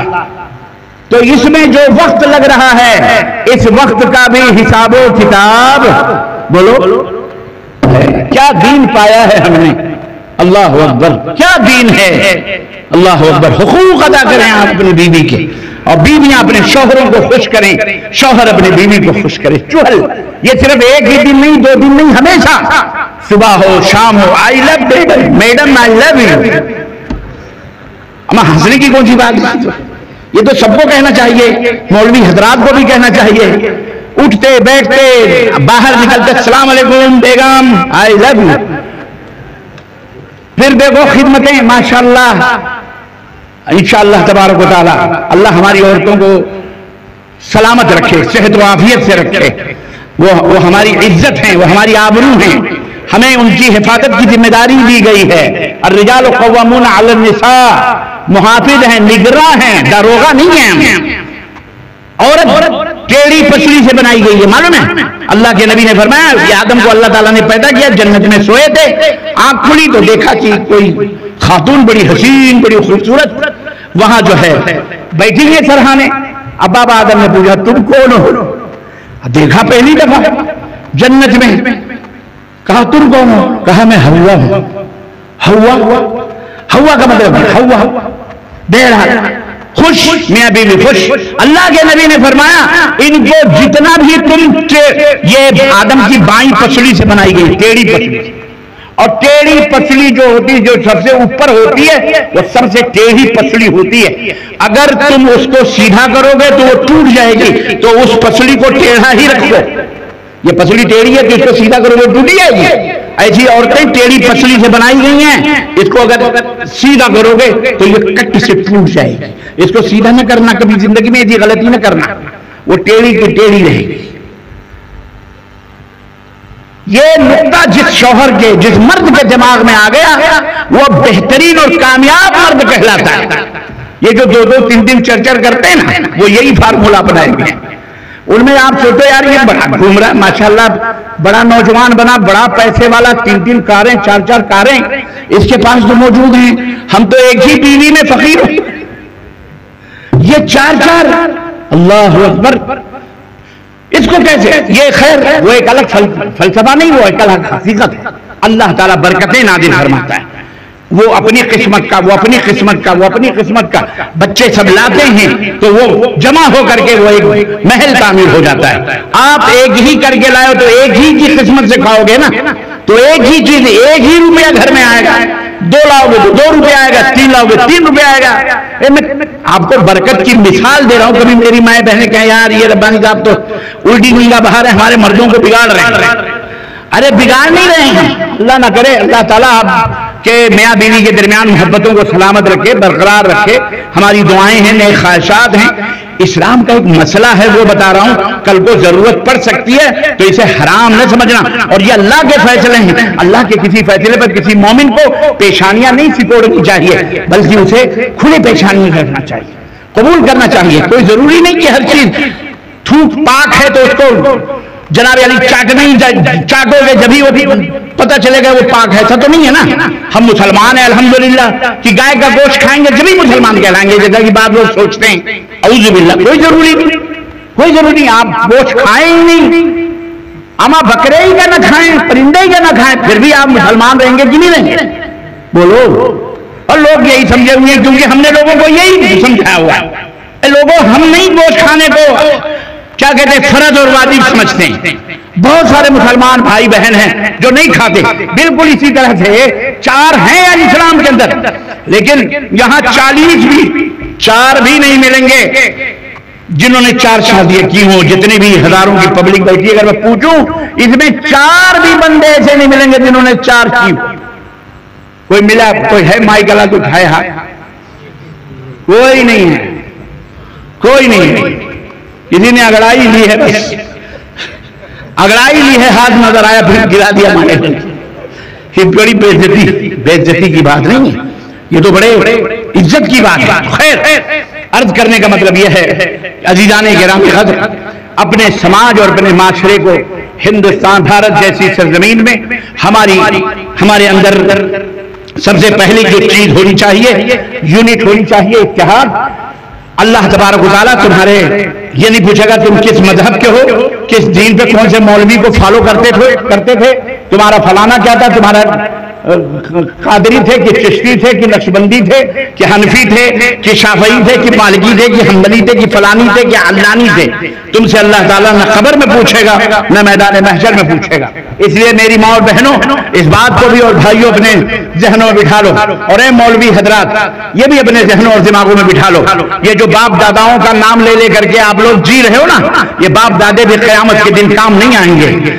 तुम्हारा भाई, तुम्हारी बीवी, तुम्हारा बेटा, ये कोई भी काम नहीं आएगा क़यामत के दिन। अल्लाह हर आदमी के अलग अलग ख्याल होंगे। इसलिए अल्लाह ने अतीउल्लाह व अतीउर रसूल, एक रसूल हमको दिया, एक कुरान हमको दिया, एक पैगंबर दिया, एक अल्लाह की इबादत बंदगी हमारे को फर्ज करार दी। अल्लाह ने एक क़िबले की तरफ पलटने का हम सबको हुक्म दिया। हम ये क्यों भूल जाते हैं? हमारा फलाना मौलवी इतना अल्लामा रहा होगा, अल्लाह ताला क्या वो पूछे जाएंगे? आपसे ये नहीं पूछा जाएगा कि तुम फलाने मौलाना के रास्ते पे थे, फलानी जगह पे थे। इसलिए होश के नाखून लीजिए, जन्नत में हम सबको जाना है, आप सबको भी जाना है। अपने समाज और माशरे को बेहतरीन बनाने के लिए बेहतरीन क़यादत की जरूरत है, रहनुमाई की जरूरत है। फ़इन्न खैरल हदीस किताबुल्लाह व खैरल हदी हदी मुहम्मदिन सल्लल्लाहु अलैहि वसल्लम। सबसे बेहतरीन कानून रब का कुरान है, और सबसे बेहतरीन तालीम और सबसे बेहतरीन रास्ता, सबसे बेहतरीन हिदायत हजरत मोहम्मद रसूलुल्लाह सल्लल्लाहु अलैहि वसल्लम की हिदायत और आपकी तालीम है। इसलिए हमारा यही मुतालबा है और आपसे दरखास्त है कि ऐ मुसलमानों, आओ एक प्लेटफॉर्म पे जमा हो जाओ। आज शैतान एक प्लेटफॉर्म पे जमा हो चुका है, जालिम एक प्लेटफॉर्म पे जमा हो चुके हैं, आज अल्लाह के दुश्मन एक प्लेटफॉर्म पे जमा हो चुके हैं। हम कब जमा होंगे? मौलवी हजरात कब जमा करोगे? कब मस्जिदें एक होंगी? कब हर मिंबर से अतीउल्लाह व अतीउर रसूल की सदाएं गूंजेंगी? कब हम एक मजलिस में बैठ सकते हैं? कैसे? यही चारों तरफ गांव है, चांद पार में एक प्रोग्राम हो रहा है, लेकिन अफसोस की बात है लोग अपने गांव में बैठे हैं। क्यों? हमारा जलसा नहीं है। आपका जलसा नहीं तो क्या जालिमों का जलसा है, शैतानों का जलसा है? अरे आओ तो सही, सुनो तो सही, कुछ समझो तो सही। ऐसे कैसे कानों के अंदर रूइयां ठोस कर कुफारे मक्का की तरफ जियोगे? आओ, अहलुल हदीस का ये काफिला, अहलुल हदीस का ये कारवां तुम्हें आवाज देता है कि मिटा दो शिर्क के तमाम मज़ाहिर को, मिटा दो बिदात के तमाम तौर तरीकों को और अमाल को। आ जाओ किताबुल्लाह और सुन्नत रसूलुल्लाह के प्लेटफॉर्म पे आ जाओ। और ऐ लोगों, अपनी माशरे में जिस दिन आपने ये बुनियादों के ऊपर डिसीजन लेना शुरू कर दिया, फैसले लेना शुरू कर दिया, तो रब का पैगाम है वमन युतिल्लाह व रसूलहु फक़द फ़ाज़ फ़ौज़न अज़ीमा। जो अल्लाह की इताअत कर देंगे, जो रसूल की इताअत करेंगे, उन्हें दुनिया में भी फौज़ व फलाह, कामयाबी मिलेगी और आखिरत में भी वो कामयाब होंगे। अल्लाह के हबीब ने फरमाया था कुल्लु उम्मती यदखुलून जन्नह इल्ला मन अबा। मेरी उम्मत का हर बंदा जन्नत में दाखिल होगा सिवाय उसके जो इनकार करे। क़ालू मन अबा, कहने लगे कौन इनकार करेगा? कहा मन अताअनी दखलल जन्नह, जो मेरी इताअत करेगा वो जन्नत में जाएगा। व मन असानी फ़क़द अबा, और जिसने मेरी नाफरमानी की वो उसने गोया जन्नत में जाने से खुद इनकार कर दिया। तो ऐ लोगों, इनकार न करो जन्नत में जाने से। अल्लाह के हबीब ही की इताअत तुम्हें जन्नत में ले जा सकती है, और किसी की पैरवी तुम्हें जन्नत में ले जा सकती नहीं है। अपने माशरे के सुधार के लिए इस कानून को फॉलो करो। अपने निकाह को سنتوں کے مطابق بناؤ، اپنی شادیوں کو پیغمبر اسلام کی سنت کے مطابق، آپ کے فرمودات کے مطابق۔ اما فاطمہ الزہرا کا جب نکاح ہوا اور سیدنا علی بن ابی طالب آئے اور کہا کہ میں آپ کی بیٹی سے شادی کرنا چاہتا ہوں، تو اللہ کے نبی نے کہا مہر لاؤ، مہر لاؤ۔ کہنے لگے میرے پاس تو کوئی مہر نہیں۔ آج آپ بھی اسی سنت پر عمل کریں، جب کوئی لڑکا اپنے باپ کے ساتھ یا کوئی خاندان آپ کے بچہ آپ کی بیٹی کا ہاتھ یا بہن کا ہاتھ لینے کے لیے آئے تو سنو، ضابطہ اصول یہ ہے کہ اذا جاء احدکم من ترضون دینہ وخلقہ فزوجوہ، اگر تمہارے پاس کوئی نوجوان پیغام نکاح لے کر کے آتا ہے جس کا دین صحیح ہے رب کے قرآن اور محمد رسول اللہ کے فرمان کے مطابق ہے، جس کا عقیدہ صحیح ہے، جو مشرک اور بدعتی نہیں ہے، اور اس کا اخلاق درست ہے، حلال کھاتا ہے، حرام نہیں چھوتا، جھوٹ نہیں بولتا، فریب کاریاں نہیں کرتا، اخلاق درست ہے، فزوجوہ، تو اس سے اپنی بیٹیوں کی اپنی بہنوں کی شادیاں کر دو۔ وَإِلَّا تَفْعَلُوا، اگر ایسا نہیں کرو گے تَكُنْ فَسَادٌ فِي الْأَرْضِ فِتْنَةٌ وَفَسَادٌ فِي الْأَرْضِ، یہ زمین فتنوں فساد سے بھر جائے گی۔ آج اسی وجہ سے ہماری جو اولاد پیدا ہوتی ہے نااہل پیدا ہوتی ہے، کیونکہ ہماری شادیاں سنت کے مطابق نہیں ہوتی۔ ہم مہر نہیں طلب کرتے، لڑکے والا خود ہی طلب کرتا ہے۔ 2 ویلر دو گے یا 4 ویلر دو گے؟ کتنے کھیت بکھے گے دکھاؤ گے؟ بامبے کے اندر کتنے فلیٹ ہیں تمہارے؟ دبئی کے اندر کا ٹکٹ ملے گا وہاں کی بزنس، قطر کے اندر اور بیٹھے بیٹھے سیٹھیے کوئی بات نہیں ہماری بیٹی بھی ہے جا رہے دے دو۔ کس کا مال ہے؟ اپنے بچوں کا حق مار مار کر کے بیٹیوں کی، یہ دینے والا بھی مجرم ہے اور جہیز کا لینے والا مجرم ہے، یہ دونوں حرام خور ہیں اور یہ دونوں قیامت کے دن اللہ کے سامنے پیش کیے جائیں گے۔ ان دونوں کو حساب دینا پڑے گا۔ اپنے اولاد کے حقوق کو مار کر ایک بیٹی کی تم نے شادی کی اور اس سے پوچھا جائے گا تم نے لڑکی سے یہ سامان کیوں لیا، تم نے کس بیٹ پہ لیا؟ تمہیں تو مرد تھے، تم کو تو عورت کے چوٹی سے لے کر پیر کے ناخن تک سب کچھ تمہاری ذمہ داری ہے۔ گھر تم بناؤ جناب علی، کپڑے تم لاؤ، چپل تم لاؤ، کنگھے تم لاؤ، اس کے میک اپ کے سامان، صابن تیل کے سامان، ہر چیز تمہاری ذمہ داری ہے کہ تم اس کے لیے لاؤ۔ یہ کون سی ذمہ داری ہے کہ ماں باپ بچیوں کو 18 برس تک پالیں، پوسیں، کھلائیں پلائیں، اوپر سے اس قلاش اور اس بھکاری کے ہاتھوں اپنی بیٹی بیاہ کر اس کے گھر کو بھی سجائیں؟ یہ کہاں کا دین ہے؟ یہ کون سا اسلام ہے؟ یہ آپ نے کہاں سے نکالا ہے؟ بولیے آپ۔ اس لیے اس کے اوپر فوراً پابندی لگانی چاہیے اور کم از کم اہل حدیث ہو، اگر آپ اپنے آپ کو قرآن و سنت کے داعی سمجھتے ہو تو سب سے پہلے اپنے گھروں سے اس کا آغاز کرو، دوسروں کو مت دیکھو۔ نمبر 1۔ نمبر 2، اپنے گھروں کی تلاشی لو، ایسی عورتیں اور ایسی لڑکیوں سے شادیاں نہ کرو جو شرک و بدعت کے دلدلوں سے پھنس کے آئی ہیں، جو شرک و بدعت کی پروردہ ہیں، جن کے گھروں میں دین نہیں ہے، اسلام نہیں ہے، شرک اور بدعت دندناتا پھرتا ہے، توحید و سنت نہیں بتائی جاتی، تعویذ اور گنڈے اور پلیتے درگاہ اور مدار نیاز اور فاتح، یہ مذہب وہ مذہب سکھایا جاتا ہے۔ ایسے گھروں سے نہ تم اپنی بیٹیاں دو اور نہ اپنی بیٹیاں لو، اللہ کہ ان کی اصلاح ہو۔ ہمارا گھر، ہمارا معاشرہ آج اس کرپشن کا شکار ہو رہا ہے کہ رمضان کی افطار کی اذان ہوتی ہے، ہم روزہ کھولتے ہیں، ہماری بیٹی، ہماری بیوی یا ہماری بہو انتظار کر رہی ہے، ابھی ہماری مسجد سے اذان کی آواز نہیں آئی۔ کیا کیا ہے تم نے؟ یہ اولاد پیدا ہوگی تو وہ لڑکی کیا کرے گی اس اولاد کے ساتھ؟ وہ قرآن و سنت پہ تربیت کرے گی یا اٹھا کے درگاہ اور مزار اور اپنے ملاؤں کے ڈھکوسلوں کے اوپر عمل کروائے گا؟ یہ کرپشن ہے۔ اور اپنی بچیوں کو اپنے گھر سے تعلیم دو کہ شوہر کے حقوق کیا ہیں، ساس کے حقوق کیا ہیں، سسر کے حقوق کیا ہیں، تمہیں گھر میں کیسے رہنا ہے۔ اپنی بیٹیوں کو ابھی سے ماں کو چاہیے کہ تربیت کرے تاکہ وہ بچی اپنے گھر جائے تو وہ جنت بنا سکے اس کو۔ آج کل لڑکیاں پڑھ لیتی ہیں، ٹیچرز بھی بن جاتی، عالمہ فاضلہ بھی بن جاتی، ان کو گھروں میں کہہ دیا جائے برتن مانجو، نہیں یہ ہمارے دین میں کہاں لکھا ہوا کہ میں تمہارے گھر کے برتن مانجوں، ہم تمہارے ماں باپ کی خدمت کریں، یہ کہاں لکھا ہوا؟ اس طرح کی آوازیں آنا شروع ہوئی ہیں ہمارے سماج میں۔ شوہر بیچارہ پریشان ہے، کرے تو کیا کرے؟ بیاہ کے لایا کہ عالمہ عالمہ لائیں گے، فاضلہ لائیں گے، اور وہ ہمارے ماں باپ کی خدمت کرے گی، ہماری خدمت کرے گی. معاملہ الٹ گیا. وہ خدمت کچھ نہیں کر رہی، وہ الٹا قرآن حدیث کے دلائل پوچھ رہی. بیچارہ عام آدمی کہاں سے دلیل ہے؟ ایسی کوئی قسمت کا مارا تھا، کوئی مل گئی. اس کا کوئی دوست تھا امام، ڈرتے ڈرتے امام کے پاس گیا، کہا امام صاحب میری بیوی کہتی ہے میں تمہارے ماں باپ کی خدمت نہیں کروں گی، اسلام میں نہیں لکھا ہے، قرآن حدیث کی دلیل دو. پریشان تو میں کیا کروں؟ مولوی نے کہا چل کوئی بات نہیں، وہ چھوڑ دے. اب میں تجھے ایک فارمولا بتاتا ہوں، اس کے اوپر عمل کر لے وہ صحیح ہو جائے گی. کہا کیا؟ وہ بتا دیا فارمولا. دوسرے دن گھر میں آیا، حضرت مولانی جو تھی جنہوں نے کہا تھا تمہارے ماں باپ کی خدمت کرنا ہمارے دین میں نہیں ہے. مولانا اس نے کہا اچھا بیگم ایسا ہے کہ اب تم میرے ماں باپ کی خدمت تو کرو گی نہیں؟ کہے گی نہیں کروں گی میں. کہا ٹھیک ہے کوئی بات نہیں مت کرو.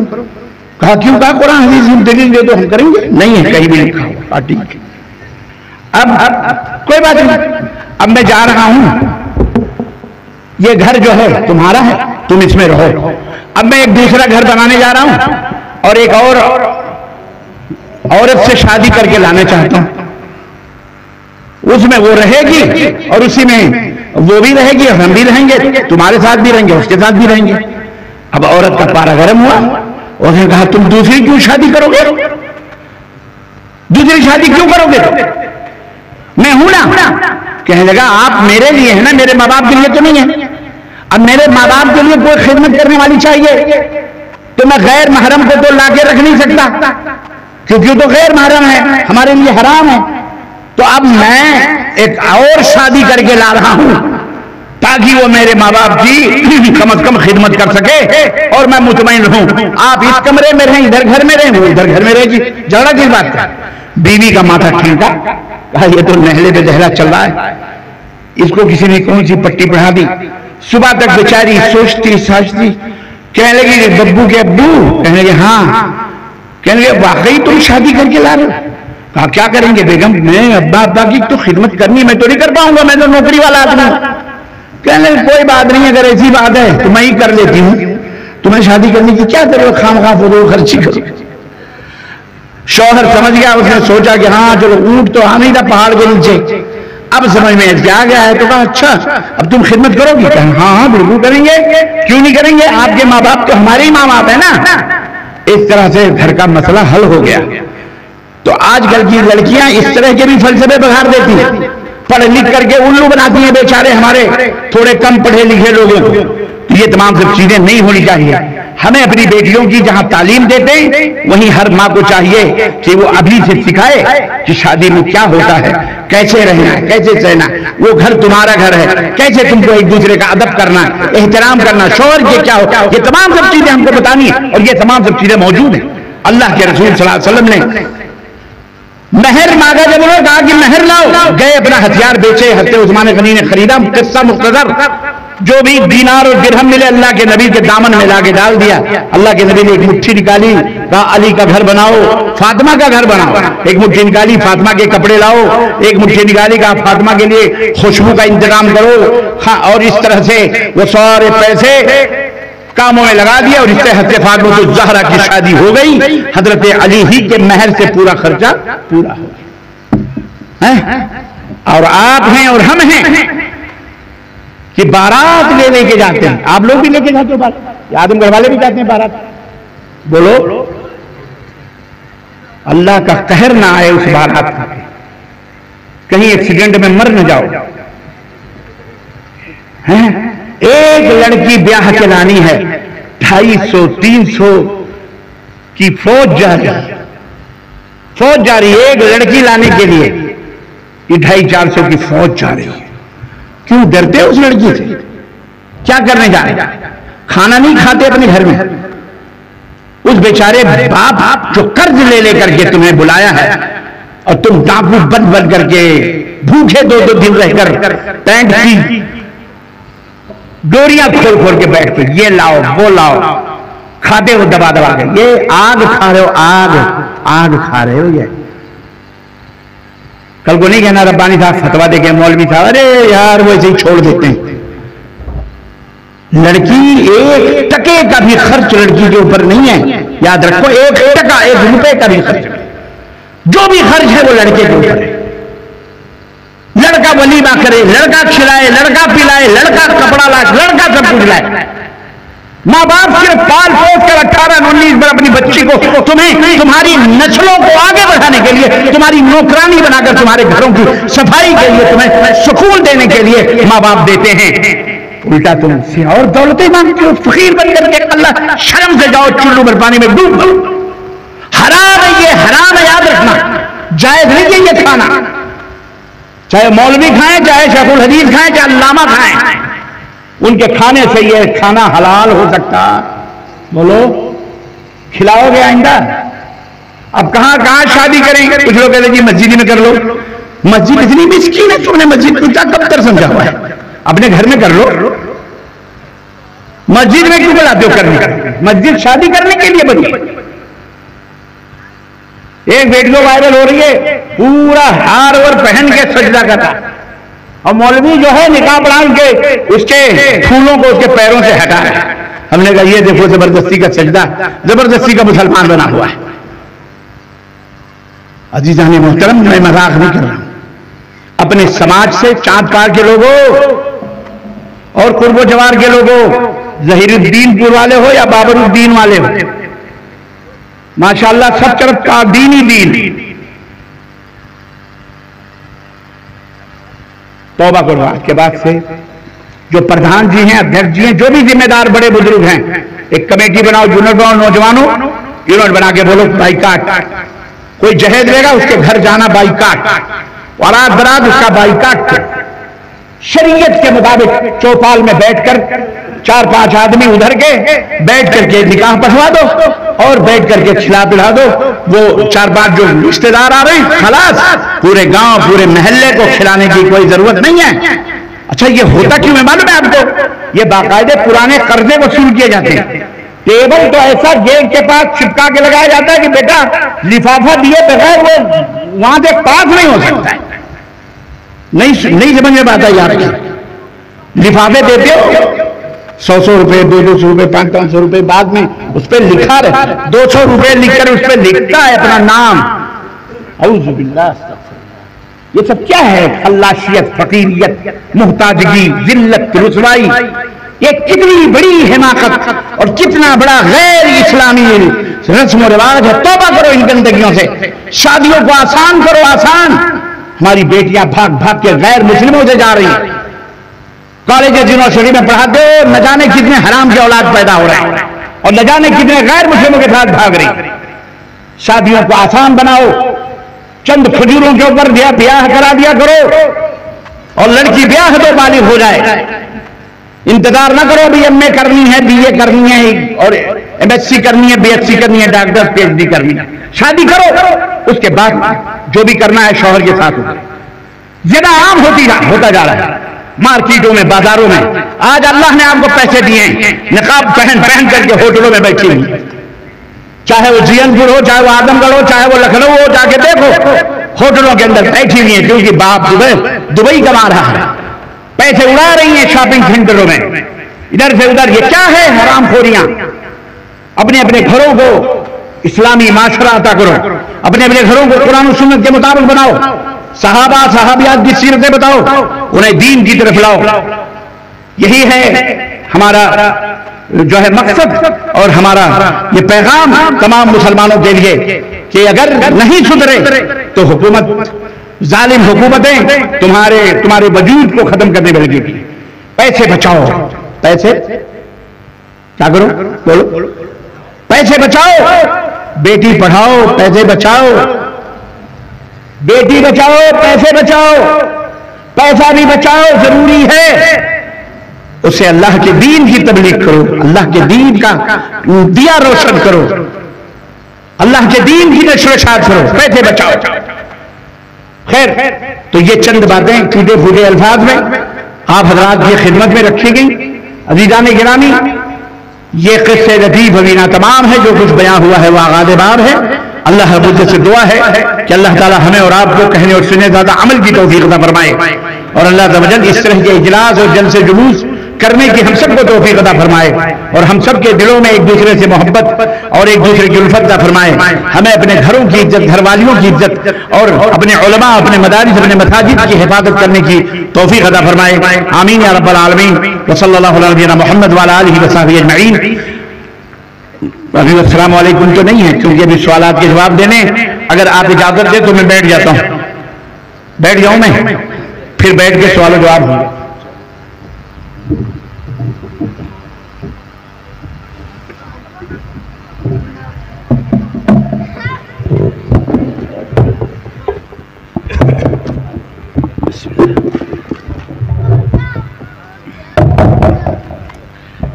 یہ بتائیں آپ لوگوں نے قسم وسم کھائی ہے کہ فین وین نہیں لگانا ہے؟ آپ لوگوں نے قسم کھائی ہے کیا کوئی نکاح کا تو ٹوٹنے کا خطرہ نہیں ہے؟ مولوی حضرات کو اللہ ہدایت دے، لاکھوں روپے خرچ کر کے ایک فین دو فین یہاں لگوا دیتے، وہاں لگوا دیتے، وہاں لگوا دیتے، لوگ آرام سے بیٹھ کے اللہ کے رسول کی باتیں، ایک تو اللہ رسول کی باتیں اتنی وزن، اور دوسرے اس گرمی میں ہماری مائیں بہنیں بیٹیاں بھی بیچاریاں نقابوں میں پک گئی، اللہ انہیں تو جنت کی، ہم سب کو جنت کی ہوائیں عطا فرمائے۔ اور یہ مائک والے کو بول دیتے کہ کم از کم تو وہی لے گیا، فین لے گیا، اعوذ باللہ، ایک ٹشو کا ڈبہ بھی نہیں لائے ہیں۔ سیٹھ صاحب کے گھر میں ٹشو بھرے ہوں گے، سب سعودی دبئی کویت رہتے ہیں، اپنی بیویوں کے لیے اپنے بچوں کے لیے رکھے ہوں گے، لیکن یہاں اسٹیج پر نہیں لائیں گے، ایک ٹشو کا ڈبہ بھی کم از کم پسینے پوچھ لیں، اللہ ہدایت دے۔ ہاں یہ دیکھو، یہ میرا خیال ہے مائک والا اپنا لے کے بیٹھا رہا ہے، بےہودہ آدمی، اس کو سمجھ نہیں لگی کہ یار میں نے یار مانگو تو کیا نہیں ملتا، اللہ بھی مل جاتا ہے، لیکن یہ اس کی کیا بساط ہے؟ تو یہ سوال تو بہت زیادہ ہیں، تو انشاءاللہ آپ لوگ بیٹھو گے، مجھے کوئی اعتراض نہیں، مجھے صبح فلائی دے دوں پرابلم 1 بجے بنارس، مجھے کیا ہے، میں نہیں بھی جاؤں گا تو چلے گا۔ تو مولانا عبداللہ صاحب پروگرام نہیں ہے، نہیں ہے بولو نا، ہاں شیخ رہو، اور تو ایسے ڈر رہے ہیں کہ کہیں کرائے کا پیسہ نہ زیادہ ہو جائے۔ خیر، اللہ تعالیٰ جزائے خیر دے، ہمارے علماء کی حفاظت فرمائے اللہ۔ ایک سوال بھائی نے کیا ہے کہ کیا ہماری سوچ کے بارے میں بھی کل قیامت کے دن سوال ہوگا؟ مطلب یعنی بھائی نے یہ سوال کیا ہے کیا جو ہم سوچتے ہیں کیا اس کے بارے میں بھی ہوگا؟ تو میرے بھائی، اللہ تبارک و تعالیٰ کا یہ رحم اور اس کی عنایت ہے اپنے بندوں پر کہ اس طرح کی ایک روایت میں آتا ہے کہ جب بندہ غلط بات سوچتا ہے اور پھر اس کی طرف قدم بڑھاتا ہے کرنے کے لیے، تو یہ جو کندھوں پہ بیٹھے ہوئے ملائکہ ہیں یہ کہتے ہیں کہ اللہ یہ اب عزم کر چکا ہے، کیا ہم اس کا گناہ لکھ لیں؟ اللہ فرماتا ہے ٹھہرو ٹھہرو، پھر جب اس گناہ کے قریب پہنچ جاتا ہے فرشتے کہتے ہیں اللہ لکھیں، اللہ کہتا ہے ٹھہر، ارے جب تک وہ کر نہ لے تب تک وہ گناہ نہیں لکھنا، سمجھے بات ہے؟ لیکن جب بندہ کسی نیکی کے بارے میں سوچتا ہے تو فرشتے کہتے ہیں اللہ یہ بندہ نیکی کے بارے میں سوچ رہا ہے، کیا لکھیں؟ اللہ فرماتا ہے لکھ لے۔ وہ کہتے ہیں ابھی اس نے کیا نہیں، کہا لکھ، اس نے سوچا تو صحیح، اس کا بھی اجر و ثواب ملتا ہے، اور جب بندہ کر لیتا ہے اللہ اللہ پھر تو کیا کہنے ہیں، پھر تو اس اجر ثواب۔ سمجھ بات آئی؟ تو جو آپ سوچتے ہیں پہلے پکڑ تھی، بعد میں وہ معاف کر دی گئی کہ جب تک آپ کرو گے نہیں تب تک اس کا گناہ آپ کو نہیں ملے گا۔ اچھا، اگر انسان موت کے قریب ہے اور شیطان بہکا رہا ہو تو وہ کون سی دعا کرے؟ شیطان بہکا رہا ہے وہ کون سی دعا؟ اللہم ثبت، اللہ کو پکارے، وہ کون سی دعا؟ اس وقت تو کوئی بتائی نہیں گئی کہ یہ دعا پڑھو۔ پھر یہ کیفیت جو ہوتی ہے وہ میت جو موت کے قریب ہے وہی سمجھ رہا ہوتا ہے، تو ظاہر ہے کہ جب وہ ایمان والا ہوگا تو وہ ایمان کی ہی بات کرے گا، وہ ایمان ہی کی بات کرے گا تو وہ ایمان کی بات کرے گا، شیطان یوں ہٹ جائے گا، یا شیطان کے بارے میں جب دیکھے گا تو کہا اعوذ باللہ من الشیطان الرجیم، اعوذ باللہ من الشیطان الرجیم. تو انشاءاللہ تعالی اللہ تعالیٰ اسے آخری وقت میں توفیق عطا فرمائے گا کلمہ حق کی، اور وہ کلمہ حق کہہ کر وہ شیطان کے بہکاوے سے بچ جائے گا انشاءاللہ تبارک و تعالی.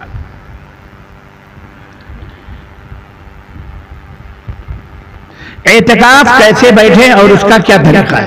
اعتکاف کہتے ہیں اللہ کے رضا کے لیے، اللہ کو خوش کرنے کے لیے آدمی اللہ کے گھر میں اس نیت سے کہ اللہ راضی ہو، دنیا کی داریوں کو چھوڑ کر چند گھنٹوں کے لیے، 1 گھنٹے کے لیے، 10 منٹ کے لیے، 1 دن کے لیے، 1 دن اور رات کے لیے، 1 وقت کی نماز کے لیے، یا 1 پورے 5 وقت کی نماز کے لیے، یا 4 دن کے لیے، یا 10 دن کے لیے، یہ ساری اعتکاف کی شکلیں. 1 گھنٹے کا بھی اعتکاف آپ کر سکتے ہو، 1 گھنٹے کا صرف ظہر کے وقت داخل ہوئے، آپ نے اعتکاف کی نیت کری، ظہر کی سنتیں پڑھی، فرائض پڑھے، اور وہاں پڑھ کر کے سنتیں پڑھ کے واپس آ گئے، یہ بھی اعتکاف کا ثواب آپ کو مل جاتا ہے. ٹھیک ہے، تو یہ ہے اعتکاف کا طریقہ. البتہ رمضان میں جو 10 دن کا اعتکاف ہوتا ہے اس کا طریقہ تو ابھی گزرا ہے، رمضان جب آئے گا تو پھر پوچھ لینا مولانا صاحب سے.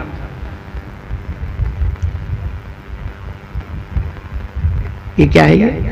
دوران اعتکاف مسجد میں معتکف اور کچھ لوگ گھنٹوں بات کر رہے ہیں، تو یہ بات کرنا کیسا ہے؟ اگر وہ بات قرآن و حدیث کی ہے، افہام و تفہیم کی ہے، کوئی حدیث کا معنی قرآن کی تفسیر سمجھ رہے ہیں، الحمدللہ کوئی حرج نہیں ہے. لیکن اگر وہ بات چیت دنیاوی گپ شپ کی ہے تو بہرحال ان کو اللہ سے کرنا چاہیے اور گپ شپ نہیں کرنا چاہیے، اعتکاف میں ممنوع ہے.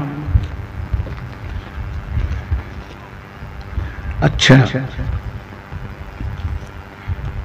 ہمارے معاشرے میں بہت سے اچھے رشتے اس لیے انکار کر دیے جاتے ہیں کہ آنے والا رشتہ ان کے کاسٹ کا نہیں. اس کے تعلق اسلامی تعلیمات کیا ہیں؟ ان کے کاسٹ کا نہیں، مطلب یعنی ان کی ذات یا ان کی برادری کا نہیں. واقعی یہ برادری واد بھی ہمارے بھارت کے اندر، یعنی بھارت کے کچھ لوگوں سے جو غیر مسلمین ہیں ان سے یہ چیز آئی ہے جو سراسر اسلام کے نقطہ نظر کے خلاف ہے، اسلام کے بھی خلاف ہے.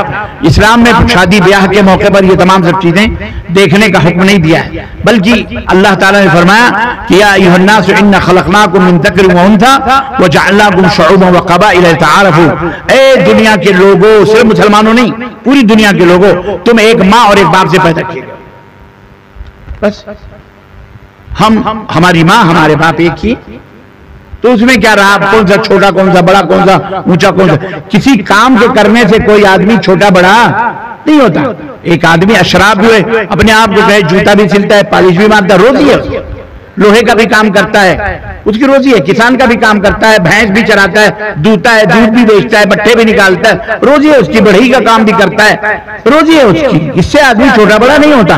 نہ اس سے اسلام نے ہم کو گراؤنا. پر حضرت داؤد علیہ السلام کیا تھے؟ کپڑے سے لوہار تھے، لوہے کا کام کرتے، نبی بنے الحمدللہ. کون سے نبی تھے؟ حضرت ادریس علیہ السلام، وہ کپڑے سلائی کا کام کرتے تھے، جن کو آج کے ہمارے زمانے میں درزی کہا جاتا ہے. تو یہ پیشہ تو بہت اچھی چیز ہے. آدمی سلائی سیکھ لیتا ہے، کڑھائی سیکھ لیتا ہے، لکڑی کارپینٹر بن جاتا ہے. اور آج تو بڑی بڑی برادریوں کے لوگ بال بھی کاٹنا سیلون کے نام پر شروع ہوئے ہیں، مطبخ کے اندر برتن بھی صاف کریں، سب ہو رہا ہے. لیکن گاؤں میں آ کر کے برادری واد، یہ برادری واد اسلام نہیں، یہ جاہلیت ہے. یہ کیا ہے؟ اس کو مٹانا چاہیے آپس میں. جب اللہ کے نبی نے کیا فرمایا؟ اذا جاء احدکم من ترضون دینہ وخلقہ. دین دیکھو، اخلاق دیکھو. اگر تمہیں اچھے لگے ہیں تو ان سے شادی کر دو. اللہ نے قرآن کریم میں فرمایا ان یکونوا فقراء یغنیہم اللہ. اگر یہ غریب ہوں گے اللہ تعالیٰ انہیں مالدار بنا دے گا. شادی سے آدمی مالدار ہو جاتا ہے. آج ان میں جتنے بھی لڑکے بیٹھے ہوئے ہیں جن کی شادیاں نہیں ہوئی ہے بغیر شادی کے، واللہ میں دعوے کے ساتھ کہتا ہوں بہت کم ایسے ہوں گے جنہوں نے بینک بیلنس کھولے ہوں گے، ورنہ کسی کا بینک اکاؤنٹ بھی نہیں ہوگا. لیکن جتنے شادی شدہ ہیں سب کے بینک اکاؤنٹ ہوں گے، اس میں 2 5 20 50 ہزار تو ہوں گے ہی. کیوں؟ گھروں گوانی تو محترمہ بیگم کے پاس ان کے پڑے ہوں گے پیسے. بیچاری بیوی سینت کے رکھتی ہے، بیوی برکت ہوتی ہے، اللہ کی رحمت ہوتی ہے. اسی لیے غیر قوموں میں کے اندر دیکھو گے آپ، غیر مسلموں میں اس کو لکشمی کا نام دیا گیا، کیونکہ لکشمی کی مورتی بناتے ہیں. لکشمی پیسے کو بولتے ہیں، وہ سراپا بیوی کو پیسہ بولتے ہیں. تو ہمیں بھی ہمیں اس لیے نہیں کیا، ہمیں ویسے بھی اللہ کی برکت لے کر کے آتی ہیں عورتیں، تو اللہ تعالیٰ جو ہے ان کے ذریعے سے گھروں میں برکت دیتا ہے. تو یہ تمام سب چیزیں کاسٹ فاسٹ نہیں دیکھی جاتی، بلکہ یہ تمام سب چیزوں سے دور رہنا چاہیے. شادی بیاہ کے باب میں کفو کا کیا مطلب ہے؟ یہاں سب برابر ہیں، کوئی کفو نہیں. کفو مطلب یعنی وہی ایک عجیب و غریب بہرحال ہے مسئلہ، لیکن وہ عرب غیر عرب پتہ نہیں بڑا لمبا چوڑا ہے. اب کفو کا چلو مختصر میں بتا دو. اب کوئی بڑے گھرانے کی لڑکی ہے، گھرانہ مطلب یہ مالدار، اب اس کو ایسے ہی دولہا دو، لڑکے کس سے شادی کرواؤ جو کم از کم اس کے برابر کرنا بھی صحیح، تو کم از کم اس کے کپڑے لگتے گھر کا تو کم از کم خیال کر سکے. یہ نہیں کہ وہ رہ رہی ہے بنگلے میں اور آپ اس کو اٹھا کے سڑک پہ بٹھوا دو. ایسے بھی نوجوانوں سے نہ بیاہ ہو، مطلب برادری واد کا مطلب نہیں ہوتا ہے. تو ذرا برابری کا خیال رکھو. ایک مرد دوسری شادی کرنا چاہتا ہے لیکن پہلی بیوی اس پر بہت زور دیتی ہے کہ وہ دوسری شادی نہیں کر سکتے، کیا اس بیوی کے ایمان پر کوئی اثر ہوگا؟ اگر وہ اللہ کے حکم کو ناپسند کرتی ہے، اس لیے اگر وہ اللہ کے حکم کو ناپسند کرتے ہوئے آپ کو شادی سے روکتی ہے یا منع کرتی ہے تو بالکل اس کے ایمان پر اثر ہوگا. لیکن اگر میاں جی آپ کے پاور اور طاقت کو وہ جانتی ہے اور آپ کی حقیقت سے وہ واقف ہے کہ آپ کتنے پانی میں ہیں، ایک تو ہم ہی پریشان ہیں، دوسری کو بھی پریشان کرے گا یہ، اس لیے روکتی ہے، تو ہوشیاری اسی میں ہے کہ بیوی جو کہہ رہی ہے وہی مان لو، ورنہ ذلیل ہو جاؤ گے. اس کے علاوہ کوئی چارہ نہیں. ہاں، عورتوں کو معمولی نہ سمجھو. اللہ کے نبی نے فرمایا چھوٹی ہوتی ہیں وہ لیکن بادشاہ کے دماغوں کو کھیلتی ہیں. بادشاہ کے دماغوں کو کنٹرول، بادشاہ پورے ملک کو کنٹرول کرتا ہے، اور وہ اس کی بیوی بھلے 15 سال کی 16 سال کی ہو، وہ بادشاہ کے دماغ کو کنٹرول کرتی ہے. اتنی ہوشیاری عورت میں ہوتی ہے. وہ ایک گہرا سمندر ہے، اس کے اندر ڈوبو گے بھی تو تمہیں اس کی گہرائی کا پتہ، ڈوب جاؤ گے تمہیں پتہ بھی نہیں چلے گا. اس لیے ذرا ہوشیار رہو اور زیادہ ہنسو مت. شادیاں کرو، یہ لوگوں کو شادیاں کراؤ جلدی جلدی پکڑ کے. یہ معاشرے کو گندا کر رہے ہیں سب لوگ. ادھر نکڑ پہ ادھر نکڑ پہ ادھر موبائل ادھر فلاں. یہ تمام سب کی شادیاں کراؤ جلدی سے تاکہ سماج کے اندر جلدی جلدی اچھے اچھے بچے پیدا ہوں اور ہمارا ملک زیادہ سے زیادہ بڑھے، فوج بڑھے، علم بڑھے، ہمارے ملک کی حفاظت ہو. کیا بھینس کی قربانی جائز ہے؟ میں سمجھتا ہوں کہ دیکھو یہ مسئلہ ہے، بھینس کی قربانی اصل میں گائے کی طرح سمجھی جاتی ہے، تو اس کے جائز ہونے میں کوئی قباحت تو نہیں، جائز ہی انشاءاللہ جیسا کہ اہل علم نے بتایا ہے. تو جہاں کوئی عیب نہیں سمجھا جاتا ہے اس کو تو جائز ہے. جیسے کیرلا وغیرہ کے اندر وہاں گائے کی قربانی نہیں ہوتی، نہ بڑے کی بیل کی قربانی ہوتی. سارے بھینس وہاں پہنچا دی جاتی ہے، کرناٹکا سے، آندھرا سے، تمل ناڈو سے، وہاں سارے بھینس وہاں پہنچا. میں نے پوچھا ہماری دوست سے عبدالسلام مدنی کہ یار آپ کے ہاں صرف بھینسوں کی قربانی ہوتی، سلفیوں کے یہاں بھی ہوتی ہے؟ بولے ہم سب وہی کرتے ہیں. ہم نے کہا ہمارے یہاں اتر پردیش کے سلفی تو اس کو حرام کہتے ہیں. تو بولے پتہ نہیں. ہم نے کہا پھر اس کا مطلب یہ ہے کہ جائز ہے، حرام نہیں ہے، جائز ہے. بغیر دانتا جانور کی قربانی ہو سکتی ہے؟ نہیں ہو سکتی. سال بھر کے بارے میں جو قید لگاتے نہیں، سنہ ہونا چاہیے، دانت والا ہونا چاہیے. تو بغیر دانتے جانور کی قربانی نہیں ہو سکتی.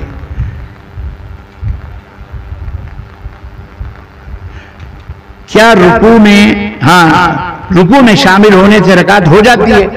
اللہ اکبر. ان کو یہی سب اللہ کے بندے، رکوع آدمی کب شامل ہوتا ہے اور کیسے شامل ہوتا ہے؟ اگر آپ اس کی حرکتیں دیکھیں تو آپ یہی کہو گے نہیں ہوتی. چپل اپل پھینک کے دوڑ کے جاتا ہے رکوع پکڑنے کے لیے. ایسی نماز سے کیا فائدہ ہے؟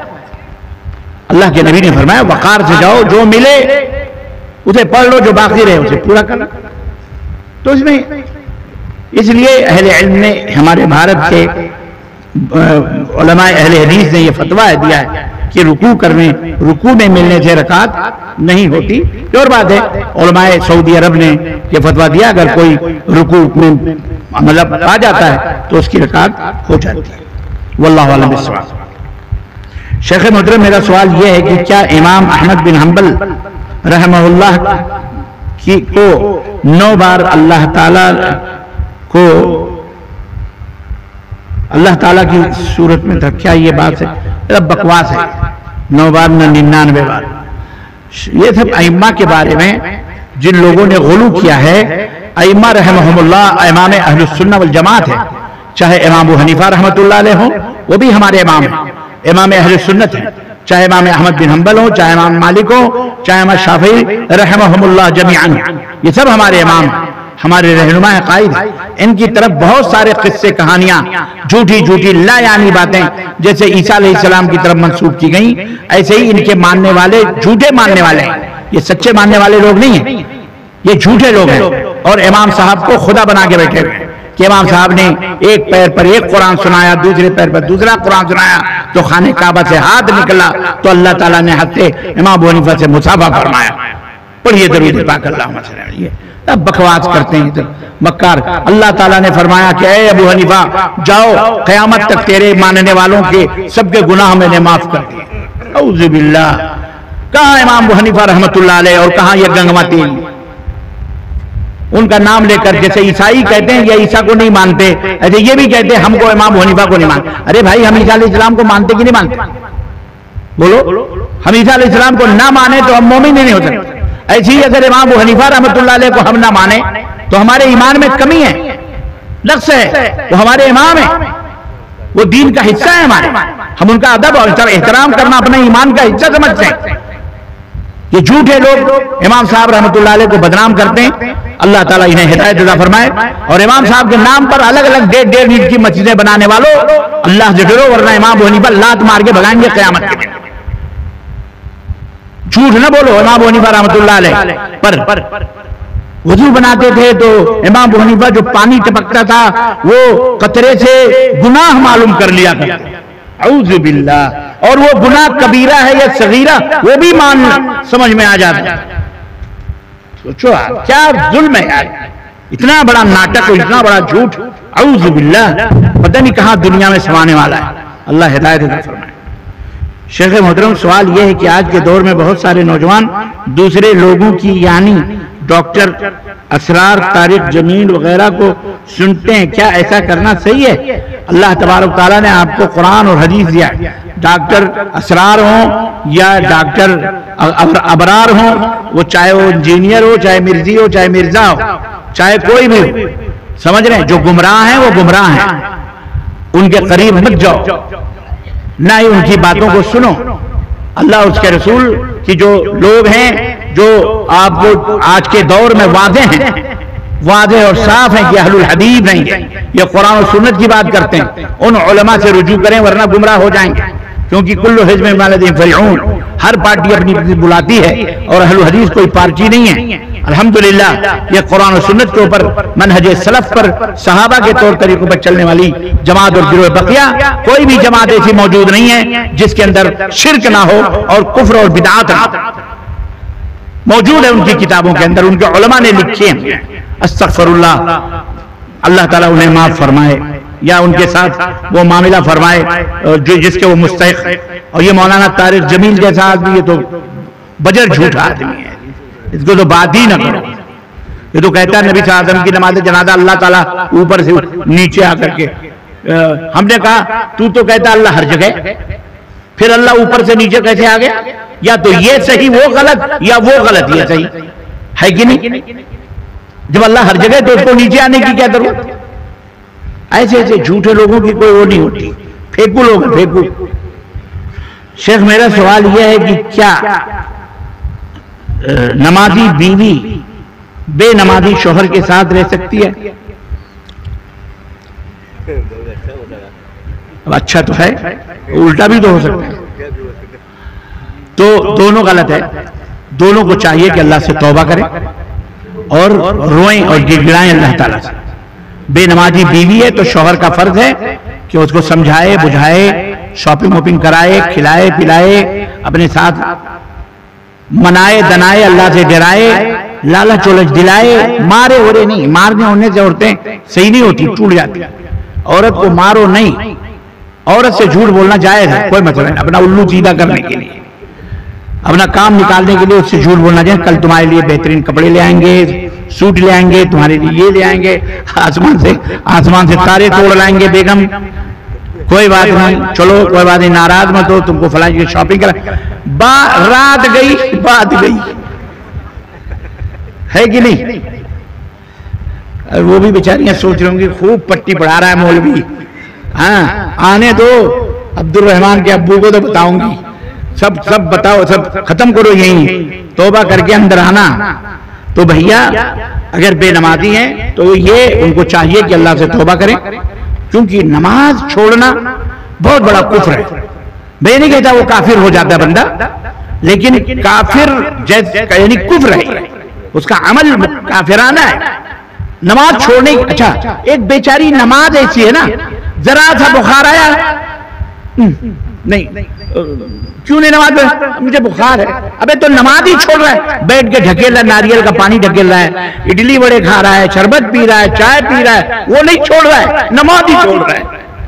ایک بیچاری نماز آتی ہے, واللہ ذرا سی بات پر نماز چھوڑ دیتے, جبکہ نماز اتنی اہم ہے کہ تلواروں کی چھاؤں میں نماز پڑھی گئی ہے, پر نماز چھوڑی نہیں کی. اللہ تعالیٰ نے قرآن فرمایا دشمن سامنے, نماز کا وقت ہوا, تم سب بندی کرو, نماز ادا کرو, تمہیں نماز معاف اس وقت بھی. تو سوچئے آپ, ہم تو عام حالت ہونا. اس لیے اللہ کے لیے میری ماں بہنوں بیٹیوں, میرے کپڑے پر بچے نے پیشاب کر دیا, وہ دیکھو ابھی پیدا ہوا تو یہ ہو گیا, تو سنڈاپ کر دیا, تو یہ ارے 2 کپڑے رکھو, 3 کپڑے رکھو. جب بچے نے پیشاب کر دیا اس کو نکال کر کے جو ہے کیا کہتے ہیں بچی ہے تو اتنا دھل ڈالو, اور بچہ پیشاب کرتا ہے لڑکا تو وہاں پانی کا چھینٹا دے دو جب تک وہ کھانا نہ کھائے. اسلام نے پاک کہا ہے کپڑا ایسا ہے. تو اس طرح سے نماز پڑھ لو, نماز مت چھوڑو. اور آپ لوگ بھی کھیت میں رہو, باغ میں رہو, بکری چراتے رہو, بھینس چراتے رہو, دکان پہ رہو, کہیں بھی رہو, نماز نہ چھوڑو. نماز فوراً پڑھو, نماز کا وقت ہو جائے پڑھو. اگر آپ نے وقت پر نماز نہیں پڑھی, اللہ کی قسم دیر ہو گئی نا, تو بہت مشکل سے آپ کو وہ نماز پڑھنے کی توفیق ملے گی, یاد ہے. اس لیے فوراً پڑھ لیا کرو, فوراً پڑھ لیا کرو. کوئی نہیں ہے خود ہی وضو, پانی نہیں ہے تیمم کرو, کھڑے ہو جاؤ, قبلہ رخ نماز پڑھ. اللہ ہم سب کو اس کی توفیق عطا فرمائے. اچھا, السلام علیکم ورحمۃ اللہ, امید ہے کہ آپ بخیر ہوں گے. شیخ میرا سوال یہ ہے کہ کیا بھینس کی قربانی اس میں عقیقہ کرنا جائز ہے؟ اب بھینس کی قربانی تو جائز ہے, پر عقیقہ جائز نہیں ہے بھیا. عقیقے کے لیے 2 جانور جو اللہ کے نبی نے فرمایا نا, بکرا یا بکری, لڑکا ہو تو 2, لڑکی ہے تو 1. شیخ میرا سوال یہ ہے کہ کرکٹ کیوں حرام ہے؟ واو ماشاءاللہ. اب یہ آئے مدے پر میں نہیں بتاؤں گا, یہ آپ اپنے علماء سے پوچھئے. یہ میں نے کہا نا شوجہ چھوڑ کے جا رہا ہوں, دیکھنا کتنے. ایک بات میں نے بہت پہلے مسجد میں یہ کہا, مسجد میں نکاح کرنا بدعت ہے. اب یہ جو اڑے ہیں مولوی, اللہ اللہ, وہ کہاں سے ڈھونڈ کے روایات, تاکہ یہ ربانی جھوٹ بول رہا ہے. دیکھو یہ حدیث ہے. میں نے کہا بیٹا تم جن راہوں سے گزر رہے ہو نا, یہ بہت پہلے میں گزر کے دیکھ چکا ہوں. ایسے نہیں میں نے اتنا بڑا, مجھے پتا ہے کہ میرا حشر کیا ہونے والا ہے, اس سے پہلے ہی میں نے اپنا بندوبست کیا ہوا. آنکھیں کھول کے پھاڑ کے دیکھو کہ جن روایتوں کو تم پیش کر رہے ہو وہ روایت 1-2 ہے, وہ بھی ضعیف ہے, صحیح نہیں. وہ بہت سارے مولویوں نے تانے توڑی, لیکن کوئی فائدہ نہیں, بیکار چپ چاپ ہو کے بیٹھ گئے. نماز نکاح ہر جگہ جائز ہے, یہاں جائز ہے, پنڈال میں جائز ہے, سڑک پہ جائز ہے, تو ہر جگہ مسجد میں بھی جائز ہے. میں نے یہ نہیں کہا کہ مسجد میں حرام, مسجد میں بھی جائز ہے, حرم میں بھی جائز ہے, لیکن اسے یہ سمجھنا کہ یہ یہاں نکاح پڑھانا یہ باعث اجر و ثواب ہے, فی بھی کول سے لگ گیا, مہر ہے, اب یہ کبھی طلاق نہیں ہو سکتی, کبھی ٹوٹ نہیں سکتی, بہت بابرکت ہے, جو اولاد پیدا ہوگی, یہ تمام سب نیتوں سے یہ بدعت ہے. یہ کیا ہے؟ یہ بدعت ہے. اور قصدن جا کر کے نماز پڑھوانا. بعض لوگ تو عمرے کا ویزا لے کے جاتے ہیں وہاں حرم میں, وہاں نکاح پڑھواتے ہیں. ان کا مال بیکار کا مال ہے. یہ نکاح پڑھانے کے لیے عمرہ کرنے جا رہا ہے, یہ عمرہ کرنے نہیں جا رہا. عمرہ ایک بہانہ ہے نکاح پڑھوانے کے لیے, یہ مال بیکار ہے. ہمارے گاؤں میں ساتھی حافظ مولوی داڑھی کاٹتے ہیں. کیا داڑھی سنت ہے؟ چاہے رکھے یا نہ رکھے, داڑھی رکھنا فرض ہے. اس کا کاٹنا, اس کا موڑنا حرام ہے. ٹھیک ہے, وہ مولوی کرے چاہے غیر مولوی کرے. بھیا یہ تو پورا اخبار ہے یار. شیخ قربانی کے جانور کا نام جو قرآن میں آیا ہے اس میں بھینس کا نہیں ہے. اب یہ بحث نہ کرو. میں نے کہا نا اس میں اختلاف ہے. ہمارے لوگ, کچھ لوگ اس کو کہتے ہیں جہاں عرف عام میں لوگ کرتے ہیں انہیں منع نہ کیا جائے, جو نہیں کرنا چاہتے نہ کریں, ان کی طبیعت کے اوپر ہے کہ نہیں. یہ چند سوالات تھے, یہ جوابات میں نے اللہ کی توفیق سے دیے ہیں. جو صحیح ہیں وہ اللہ کی طرف سے ہیں, اس میں جو غلطی ہے غلط ہے میں ان سے توبہ کرتا ہوں اور اللہ سے معافی مانگتا ہوں. اللہ عز و جل ہمیں معاف فرمائے. آمین یا رب العالمین. وصلی اللہ علیہ نبینا محمد وعلی آلہ وصحبہ اجمعین. السلام علیکم ورحمۃ اللہ وبرکاتہ. جزاکم اللہ خیر. شیخ سے گزارش ہے کہ مولانا عمر صاحب جو عالیہ سے پڑھے ہوئے ہیں